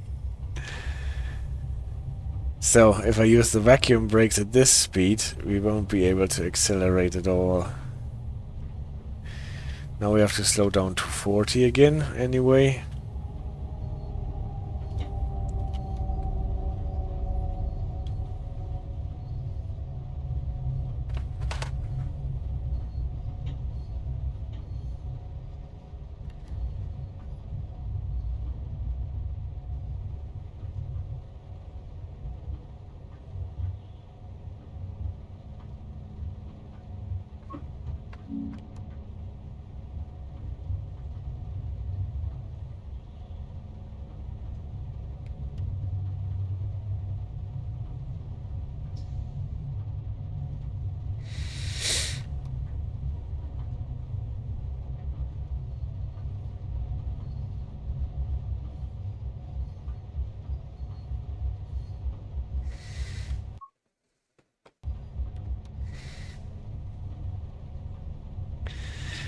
That is an interesting example for the relativity of time. I think in the OBS there is a time indicator that measures game time versus real time, and the session in Twitch is already 1 hour 42 minutes old, whereas the timer on OBS shows like something like 1 hour and 3 minutes. And all the rest must have been lost to FPS loss.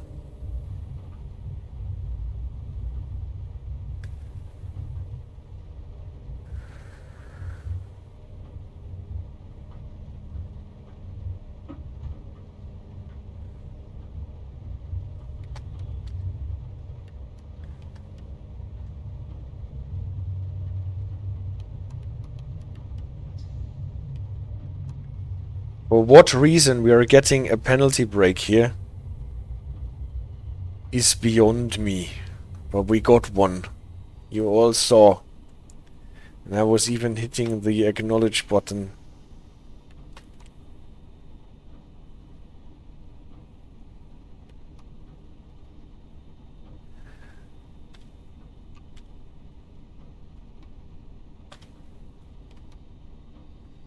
And this in real life weather is pretty gross.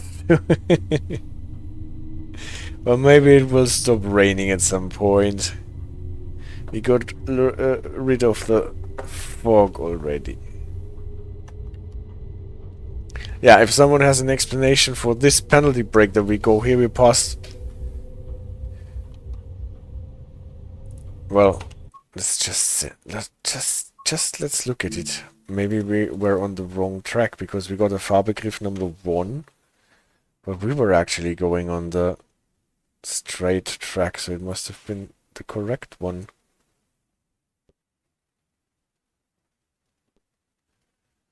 Photo mode, we cannot still accelerate the camera in photo mode with pressing down shift.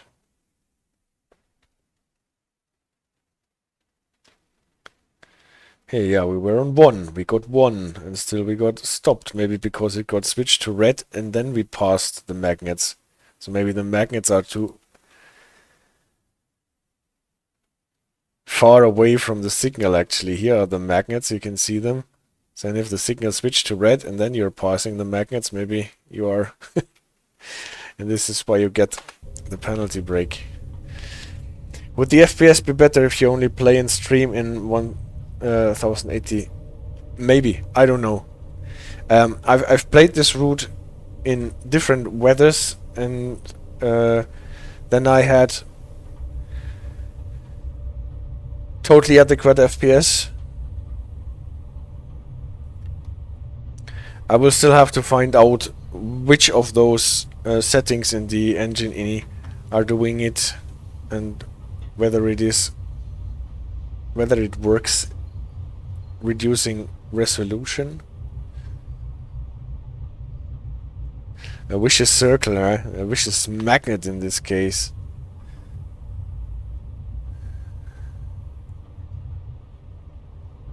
Are we tram at the moment?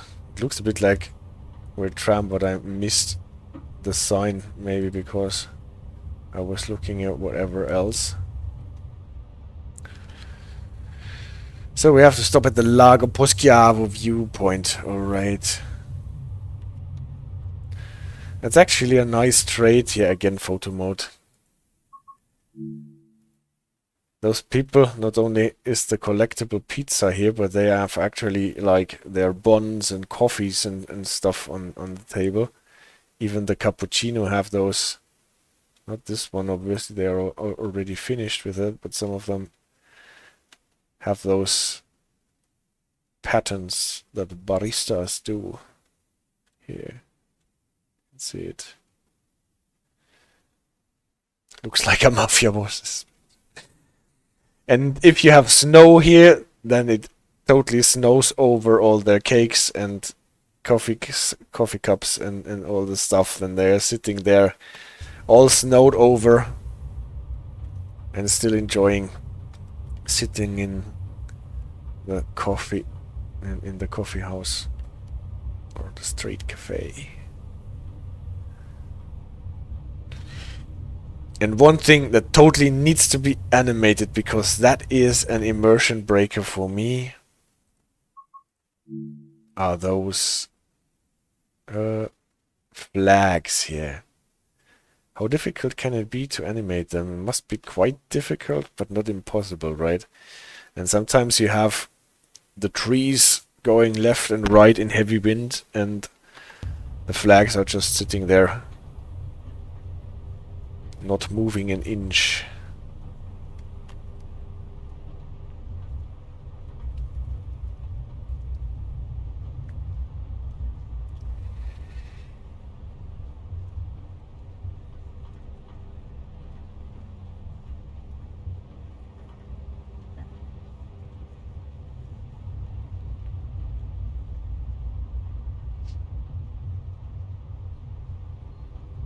This is the Hotel Le Prese. In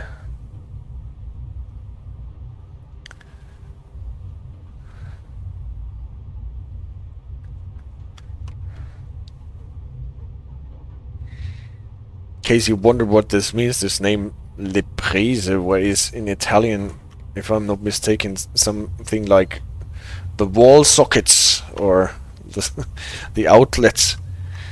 And this has something to do with those hydroelectric power plants that are around here, if I got this correctly.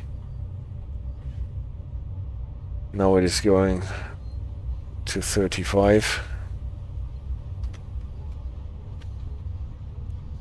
At least we can maybe stop the wipers and have a look at Lake Poschiavo. Now at least we know what is ruining our FPS. Those mountain panoramas. Yes, you're right. I mustn't forget to stop. But on the other hand, this train here stops like a go-kart, so...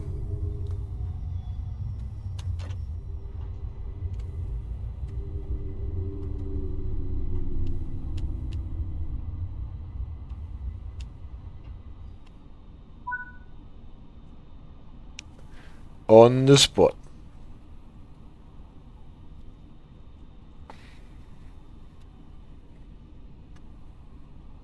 Allow for taking photographs. Yeah.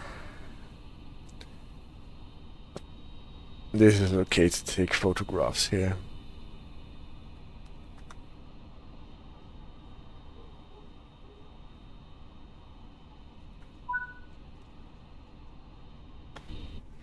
Yes. Now this is a decent enough view for photographs, he says.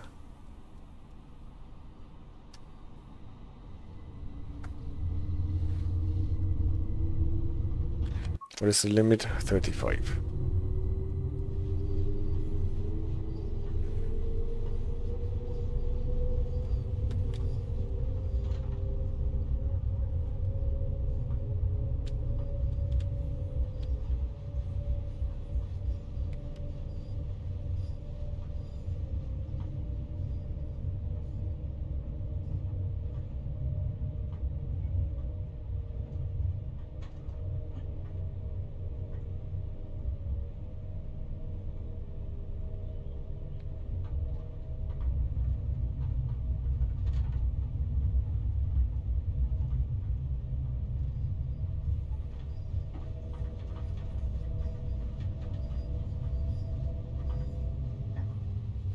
It is really impossible. You are already at 35 and then you add some more power and the train actually accelerates and goes back to 30. I'll only increase the power here so to supply more brake power. Well, still at 15 FPS. This is a nice view. And I always love how those volumetric clouds are hanging in the mountains.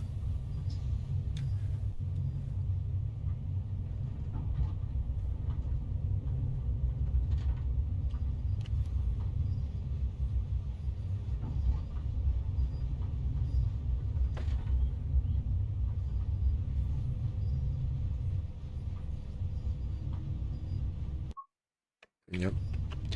I did not miss the sign because it is just around the corner.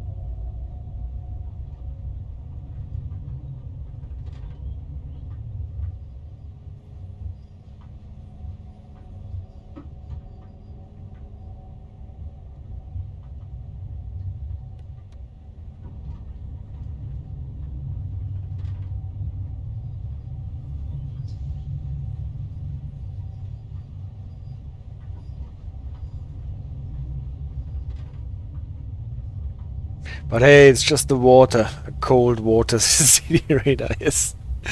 I guess it is really cold just jumping in this water.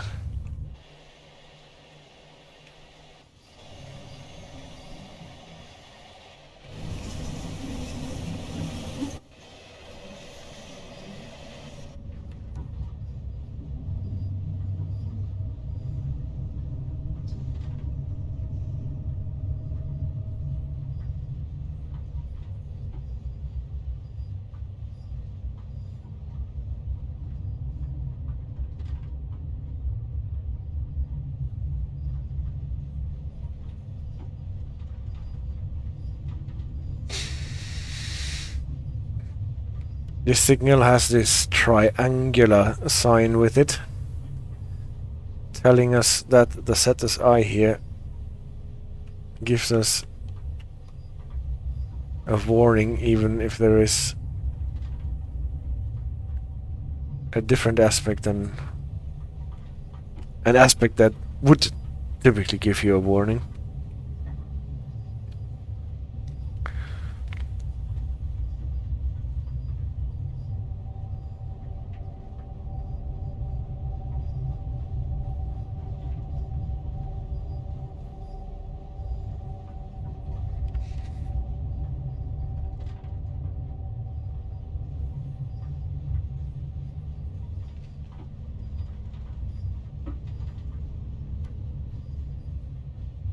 So now we're getting to a little village called Miralago. Not to be confused with, you know, what? Limit to 40.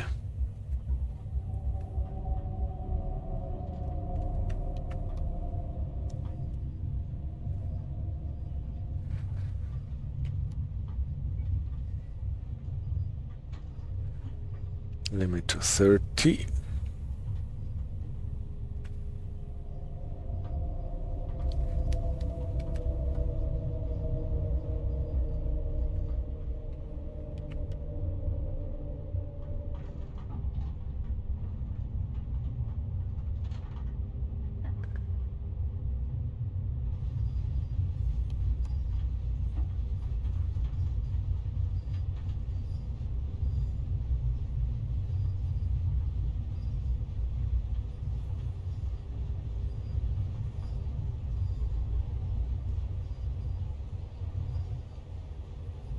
No, the FPS are actually freezing us.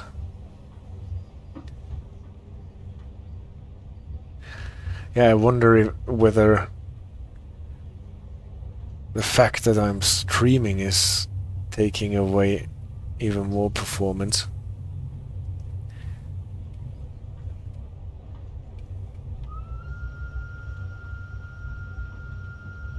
At least we're not missing the whistle board here.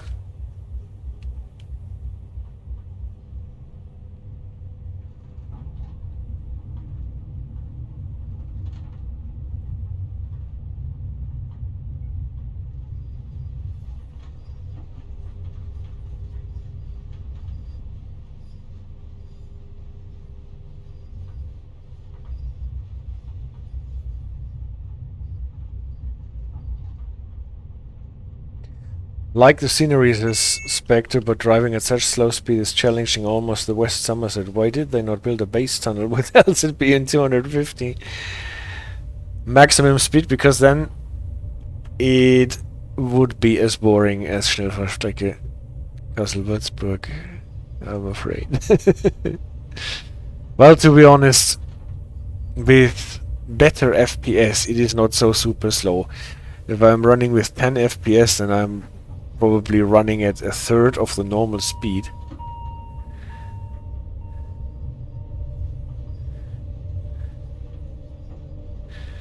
And when we started on top of the mountain, there was actually not a problem. We were running at the 30 FPS that I put in as a limit.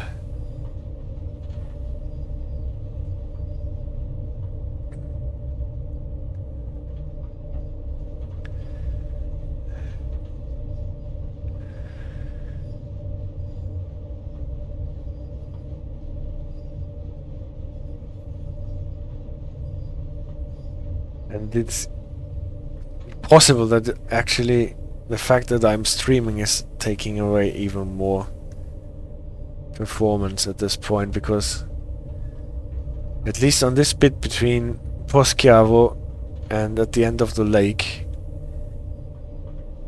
downhill, I had much better FPS when I played this afternoon.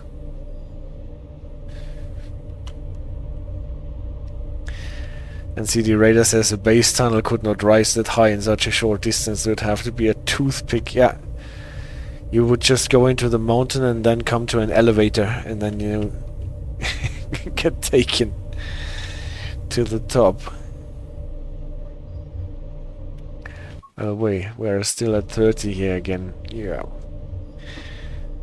we are in the steep part.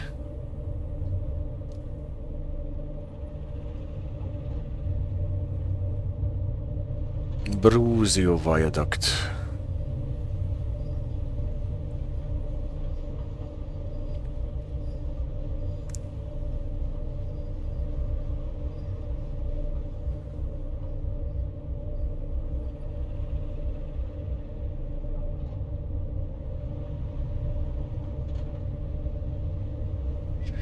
But the Swiss currently digging a tunnel to bypass the Alps from Italy to France, right? Yeah. I guess they are. I have forgotten the name at the moment. They already have a couple of very nice tunnels to bypass the Alps, but they are still building one more.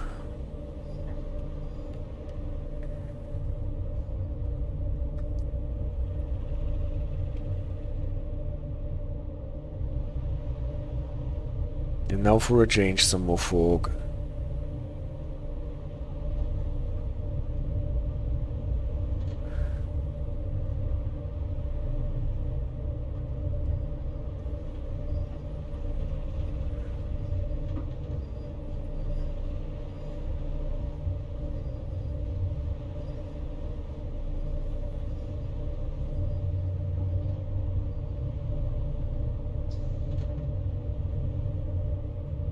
I wonder when Twitch will kick me out again. Just marked the 2-hour mark on the stream.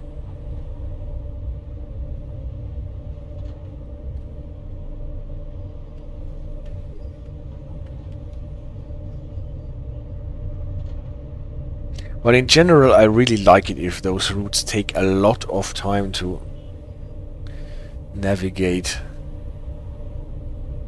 from start to finish. And even if it takes you 3 hours to do so,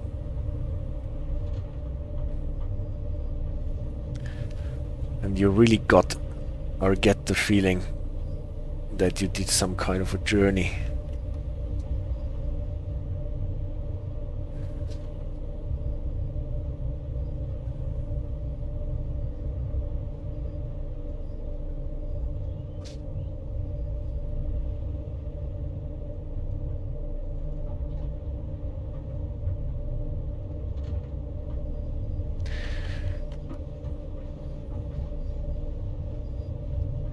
Money, money, money must be funny in the rich man's world, yes. The Gotthard was opened a few years back. I think Mont Cenis is the one under construction. Ah, yeah. Well, the Gotthard is one that I traversed quite a lot when I was going from... In Kürze fahren wir über den berühmten Kreisviadukt von Brusio. Über ihm drehen wir, ähnlich wie in den Kehrtunnels, eine Schleife. Entlang der Kehrschleife sind runde, iglu-ähnliche Steinhaufen zu sehen, welche früher als Speicher für Wein und Käse dienten. Tra pochi minuti attraverseremo il famoso viadotto circolare di Brusio. A questo edificio il treno percorre nuovamente un anello per perdere o guadagnare quota, come nei tunnel a spirale dopo Bergamo. I tumuli di pietra, simili ai gru sottostanti, furono usati per conservare vino e formaggio. In a few minutes, we will be crossing the famous circular viaduct in Brusio. This construction again makes a loop to lose or gain height, like the spiral tunnels after Bergamo. The igloo-like stone mounds below were once used for storing wine and cheese.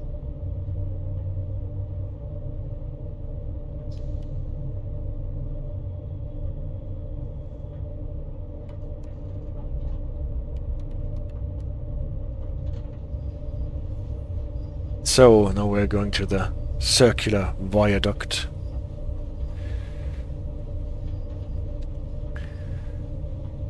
And we can see if we can find some wine and cheese.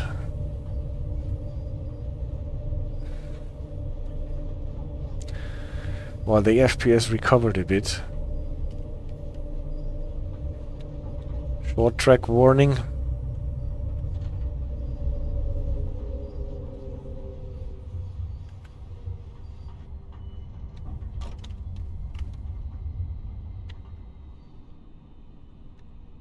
For some reason, again, we got a penalty break. I hit my acknowledge as hard as possible.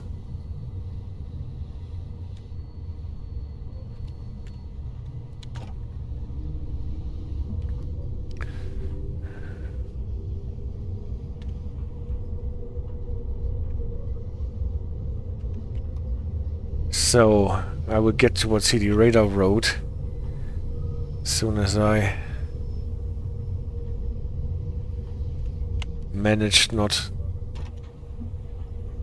to spad at Brusio, because we got a short track announcement. That means the signal should be red at the exit. Or it's not. We're getting an expect clear here. Still 30, right? Yes.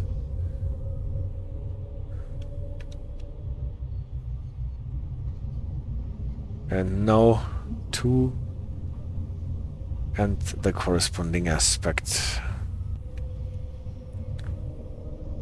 But again, no chance not to overshoot it, even with the vacuum brakes on here. This cruise control is really challenging. Fortunately, we cannot see the famous circular viaduct here. Because of the fog, you cannot see the cheese and wine coolers. The NRLA is the biggest construction project that Switzerland has ever undertaken in its history, says the radar.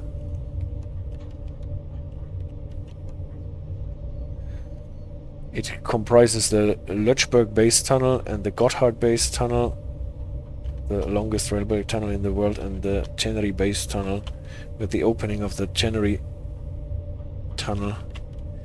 In 2020, Switzerland completed the final key element of the rail freight corridor stretching from Rotterdam to Genova, he says.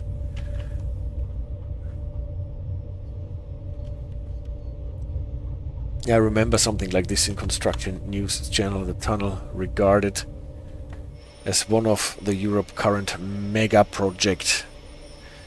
Yes, this circular viaduct here is not a mega project, but it is definitely a special viaduct, going around it like a snake.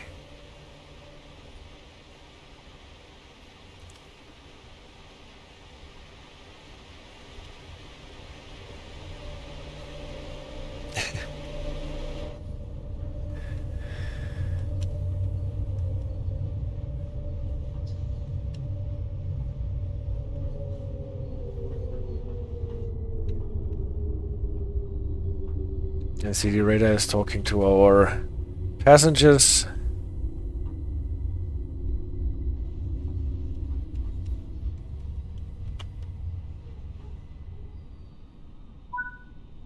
Yeah. Well, pictures of the viaduct.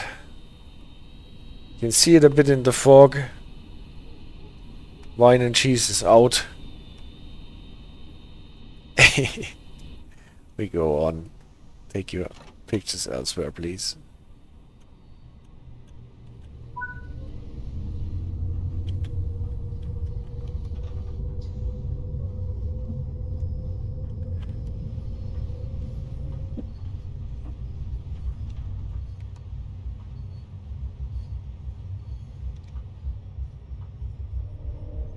Even with vacuums to 21. Yeah, no, we actually did not overshoot.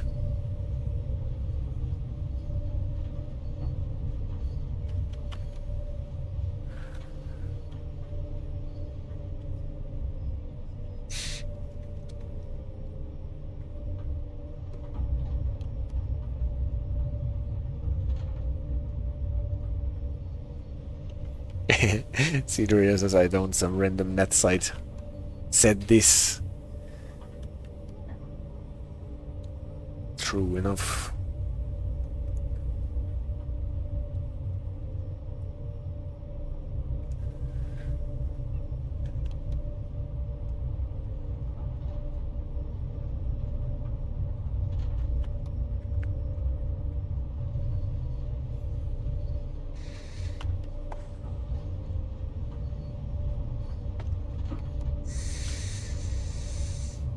So, next up will be Campocologno. That means we're not stopping in Campocho, what is his name? Campascio.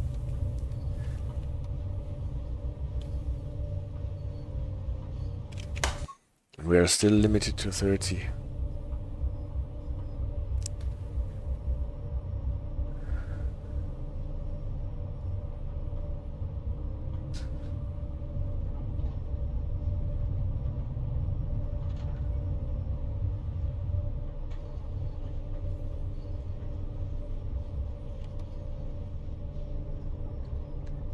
Two hours and 10 in and still a bit of the presentation left. And I thought it would be a quick stream so that we can all go watch England playing Serbia. But even with the impossible event of them going to penalties, I will be longer probably.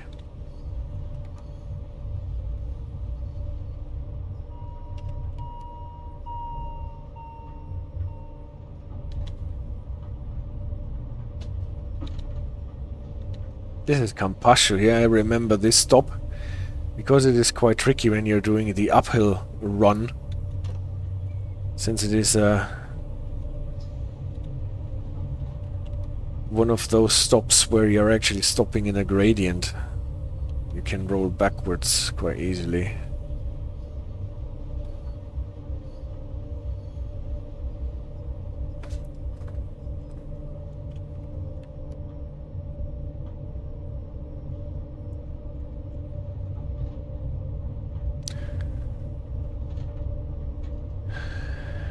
Campocologno is the last stop before we get to the terminus though.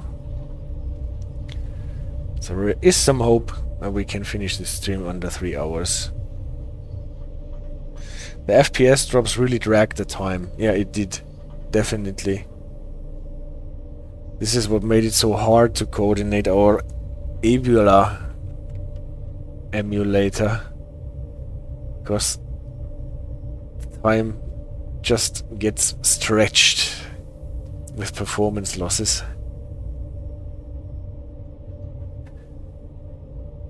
And actually this part here,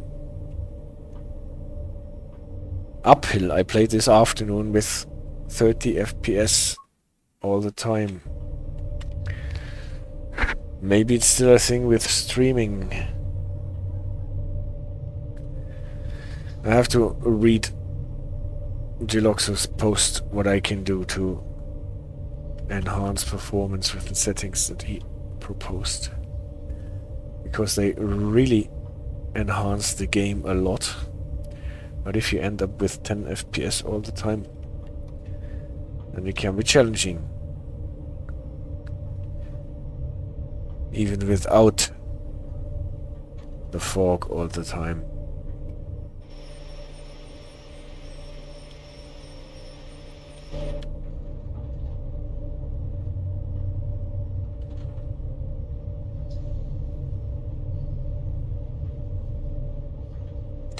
Running into Campocologno.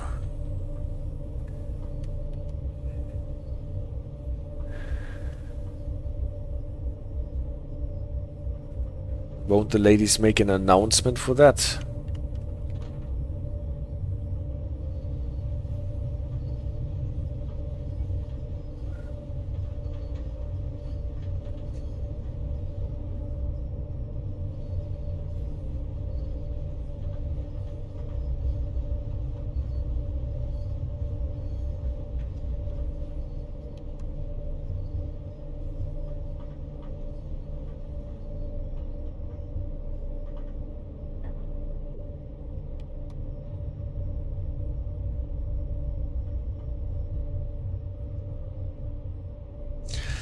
Poor cars have to wait already because we have to cross the road before we get into the station.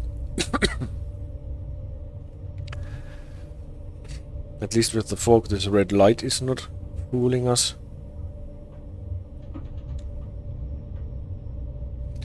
Crossing the road.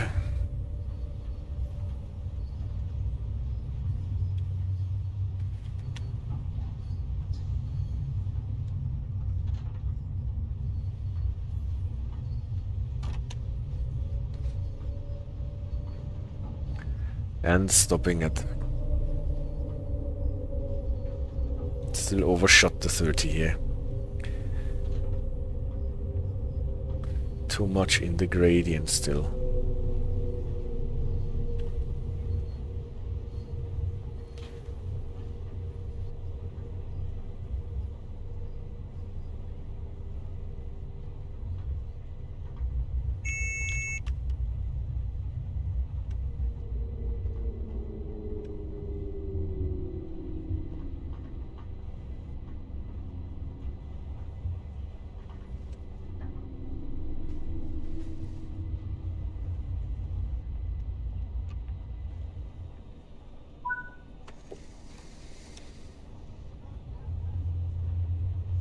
Can allow the passengers to take photographs. Alright. Take photographs of Campocologno. The cars have to wait longer because the train is running on 15 FPS. True enough. So, can anyone see the signal? Yes, signal is showing 1. What do we have? Unfortunately, the wiper blades are in the way. Yes, we are on 1.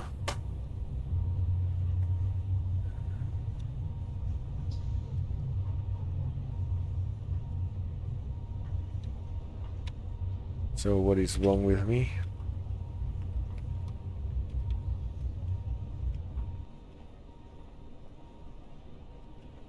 Why I'm not drawing any power?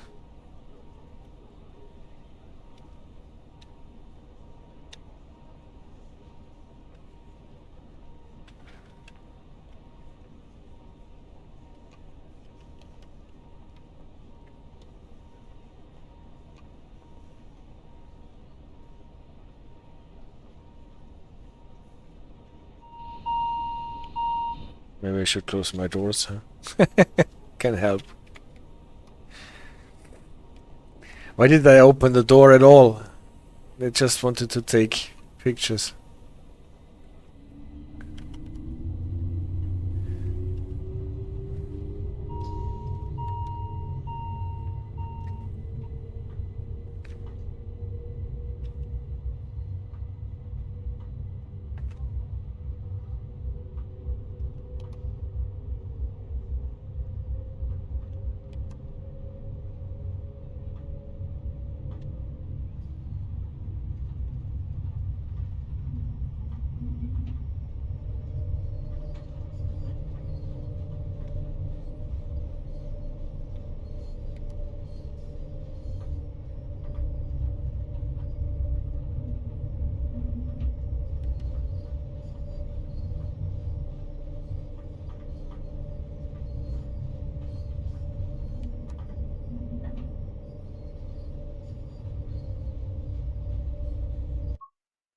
Again, there is...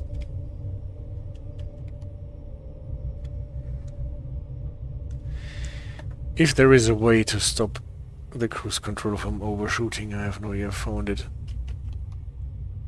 So even though it took us so long, there will be so many speeding dockings.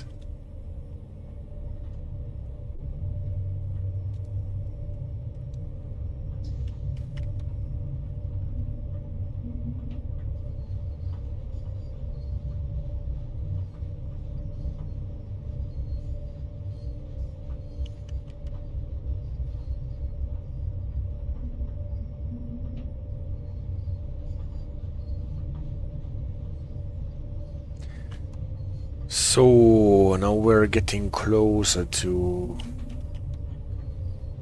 Tirano, and that means we're getting closer to all the level crossing signaling that I wanted to talk about on the last slide of our presentation. Let's see if when coming from this direction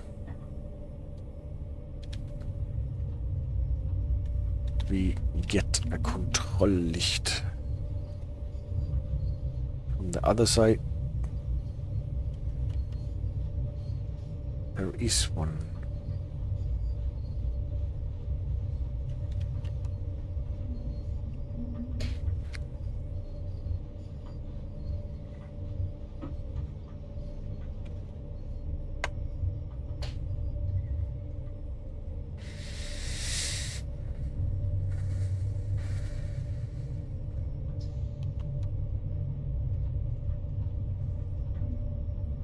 Maybe not from this.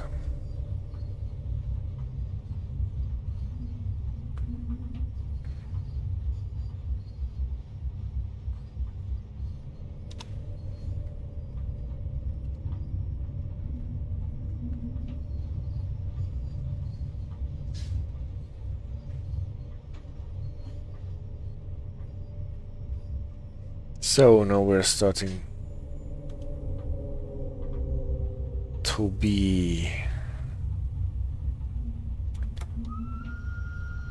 a tram service.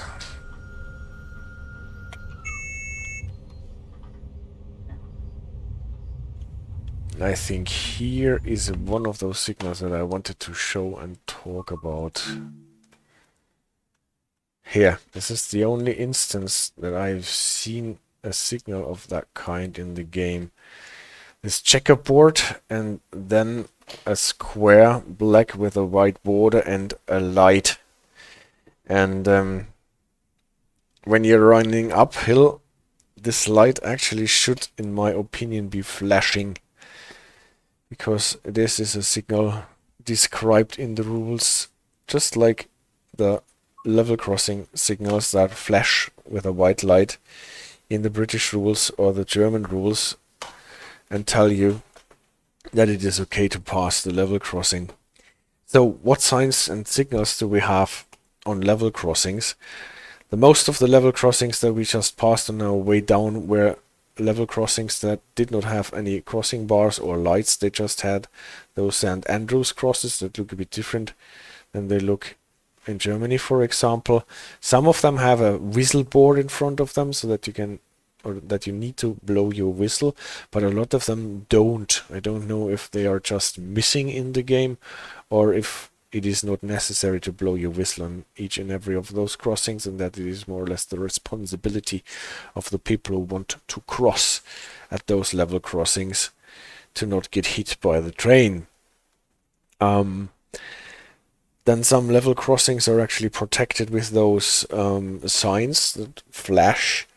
I think they should do this, what they are doing on the presentation here, flash alternatingly, not with both of the red lights at the same time as they do it in the game.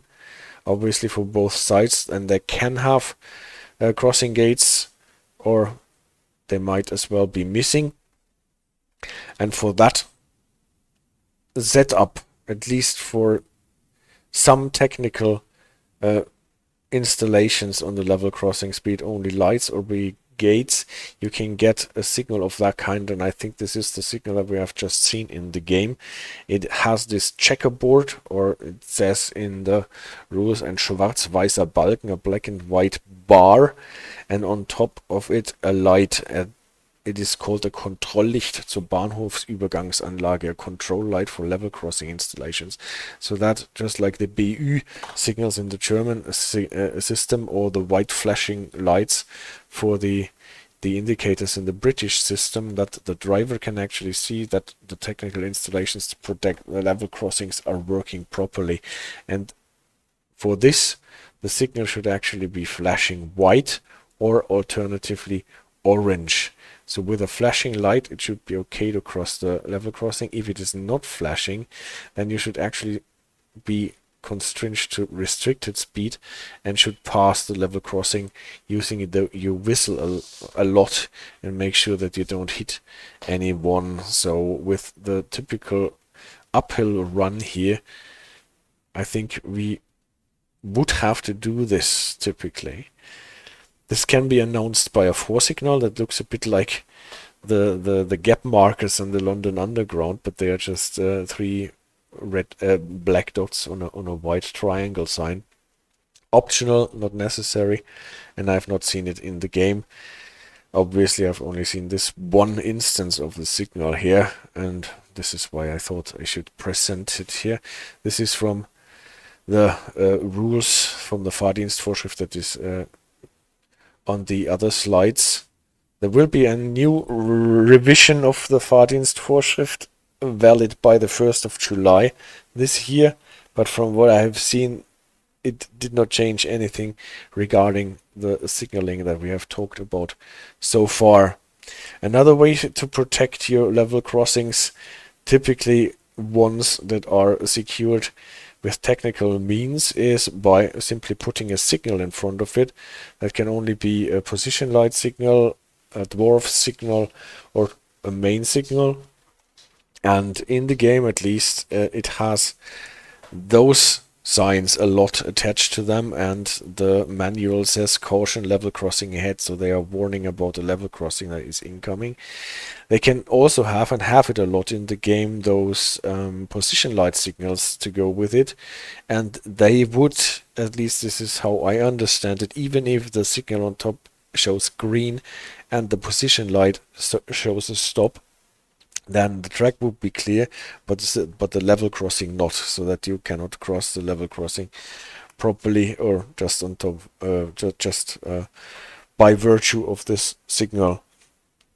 This is obviously then the clear aspect for this signal. Then sometimes you have this red stroke across the level crossing sign. What the difference between those two signs is, I'm not entirely sure. I had the hypothesis that this is for level crossings with crossing gates, and this is without crossing gates, but this does not seem to be correct, because in the game you have a lot of level crossings with crossing gates and this sign with the red stroke across it. So this is probably not what it is. If you look in the rules, you don't find those signs at all, but you find signs of that kind indicating well, a crossing bar and giving you a kilometer number, so where you actually are on your line. And the sign of that kind would tell you that there is a supervised level crossing ahead that is überwacht. That means it's supervised in that way, as that there is a signal, be it a main signal, be it a Kontrolllicht, be it a dwarf signal or a position light, or something that is in your cab signaling system, so supervised from the railway side.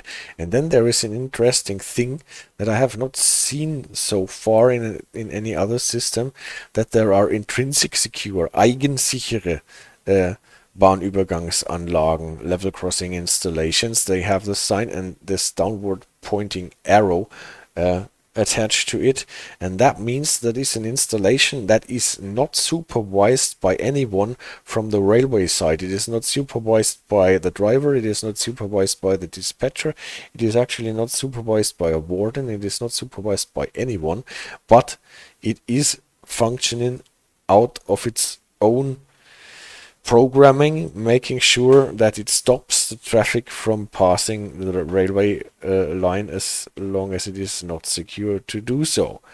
And this is an interesting concept. I don't know how they actually do that, but it is not supervised from the railway side.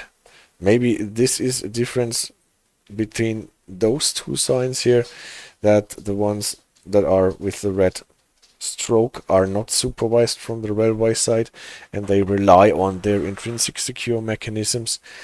But I was not able to verify this, because those two signs are not in the Fahrdienstvorschrift. At least I have not found them there.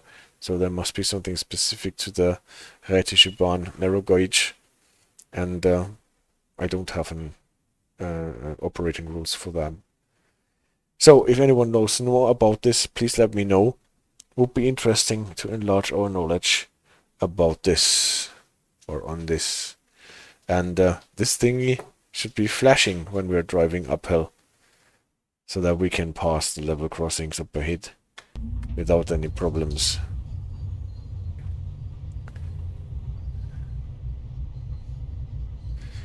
Yeah, I should have stopped the game more often. Now we are back to almost 30 FPS.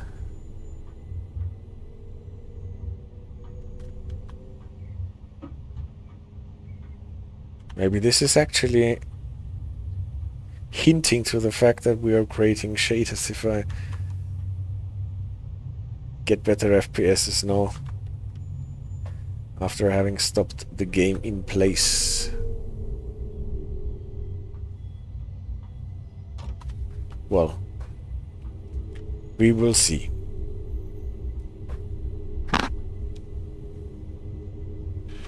Now we are slowed down to 15. Anyway,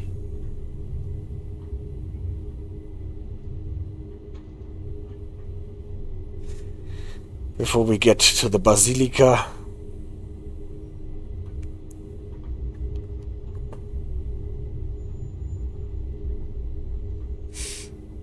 Ever wondered what makes a church a basilica?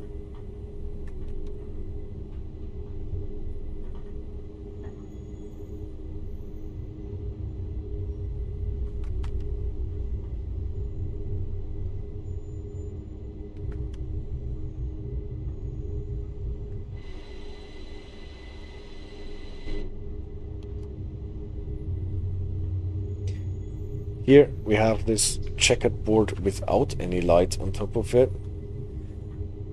What I have also not been able to find out what this means in particular then. So not in connection with a control light. If it is just warning about an incoming level crossing or some other control point.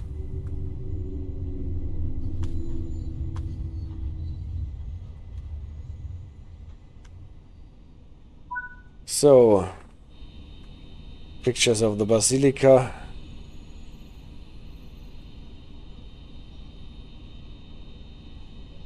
In beautiful Tirano. And by the way, we have crossed the border now, haven't we? Should already be in Italy by now. Even though we are still running on Swiss railway signaling.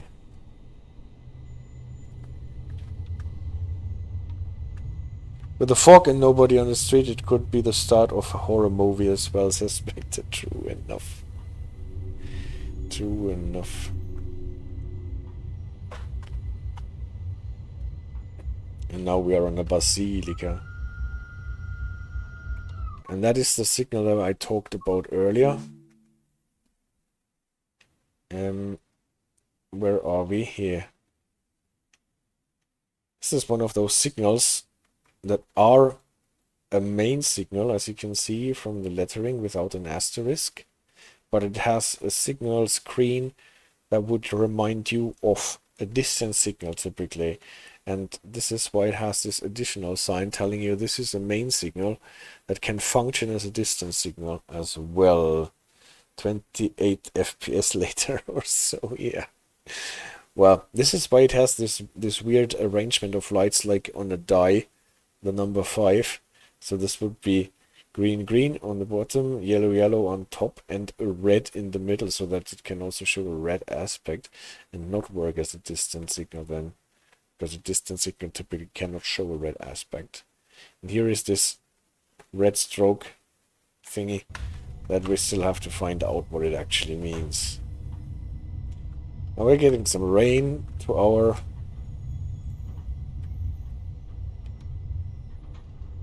to go with our fog.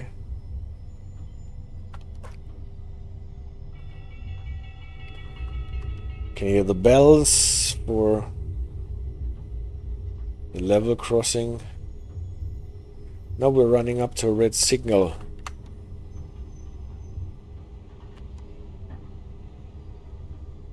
What is a bit funny, because I thought we just got an expect green signal.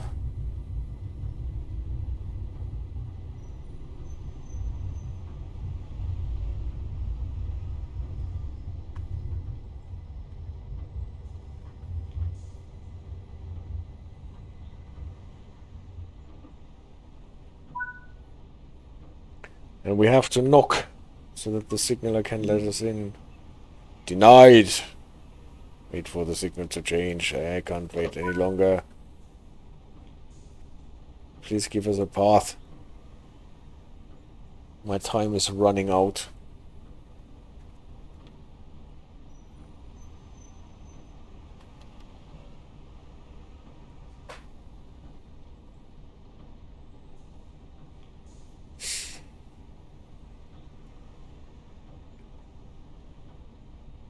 I don't know what the Swiss operating rules tell you about how long you can wait at the red signal before you have to contact the signaler.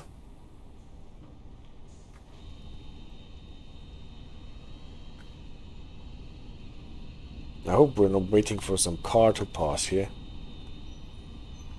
That is a level crossing here. Must be busy all day.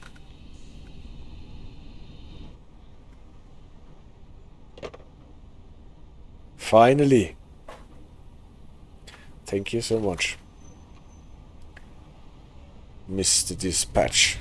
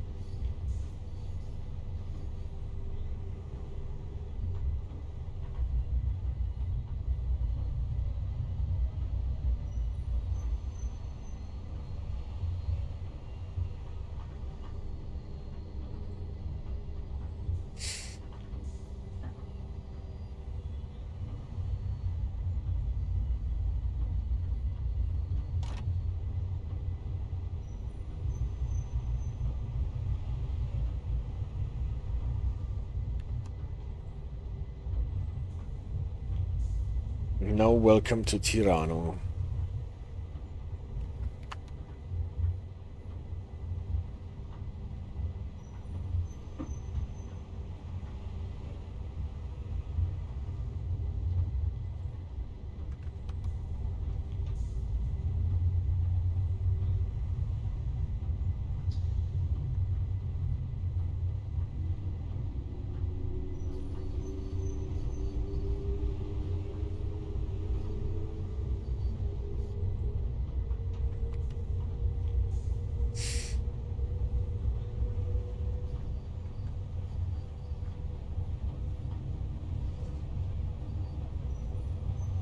Don't know why we're not stopping earlier.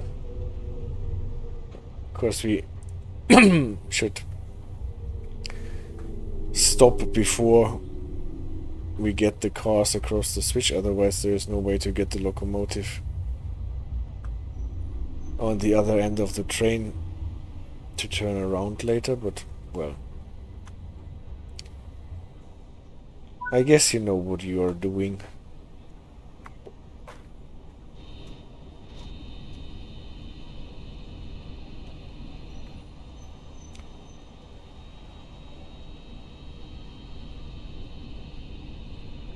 See, you actually have those switches here to get the locomotive or the EMU actually, because we have an EMU with 3 cars and then 3 cars attached.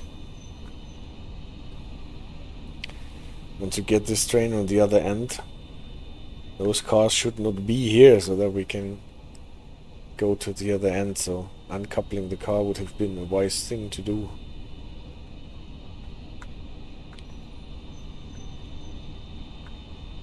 There are a lot of hidden walls for the camera.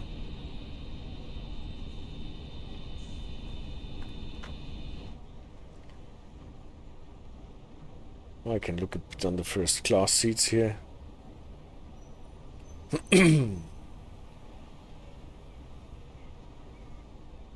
Guess this is the line that we just navigated here about this part. Close the doors.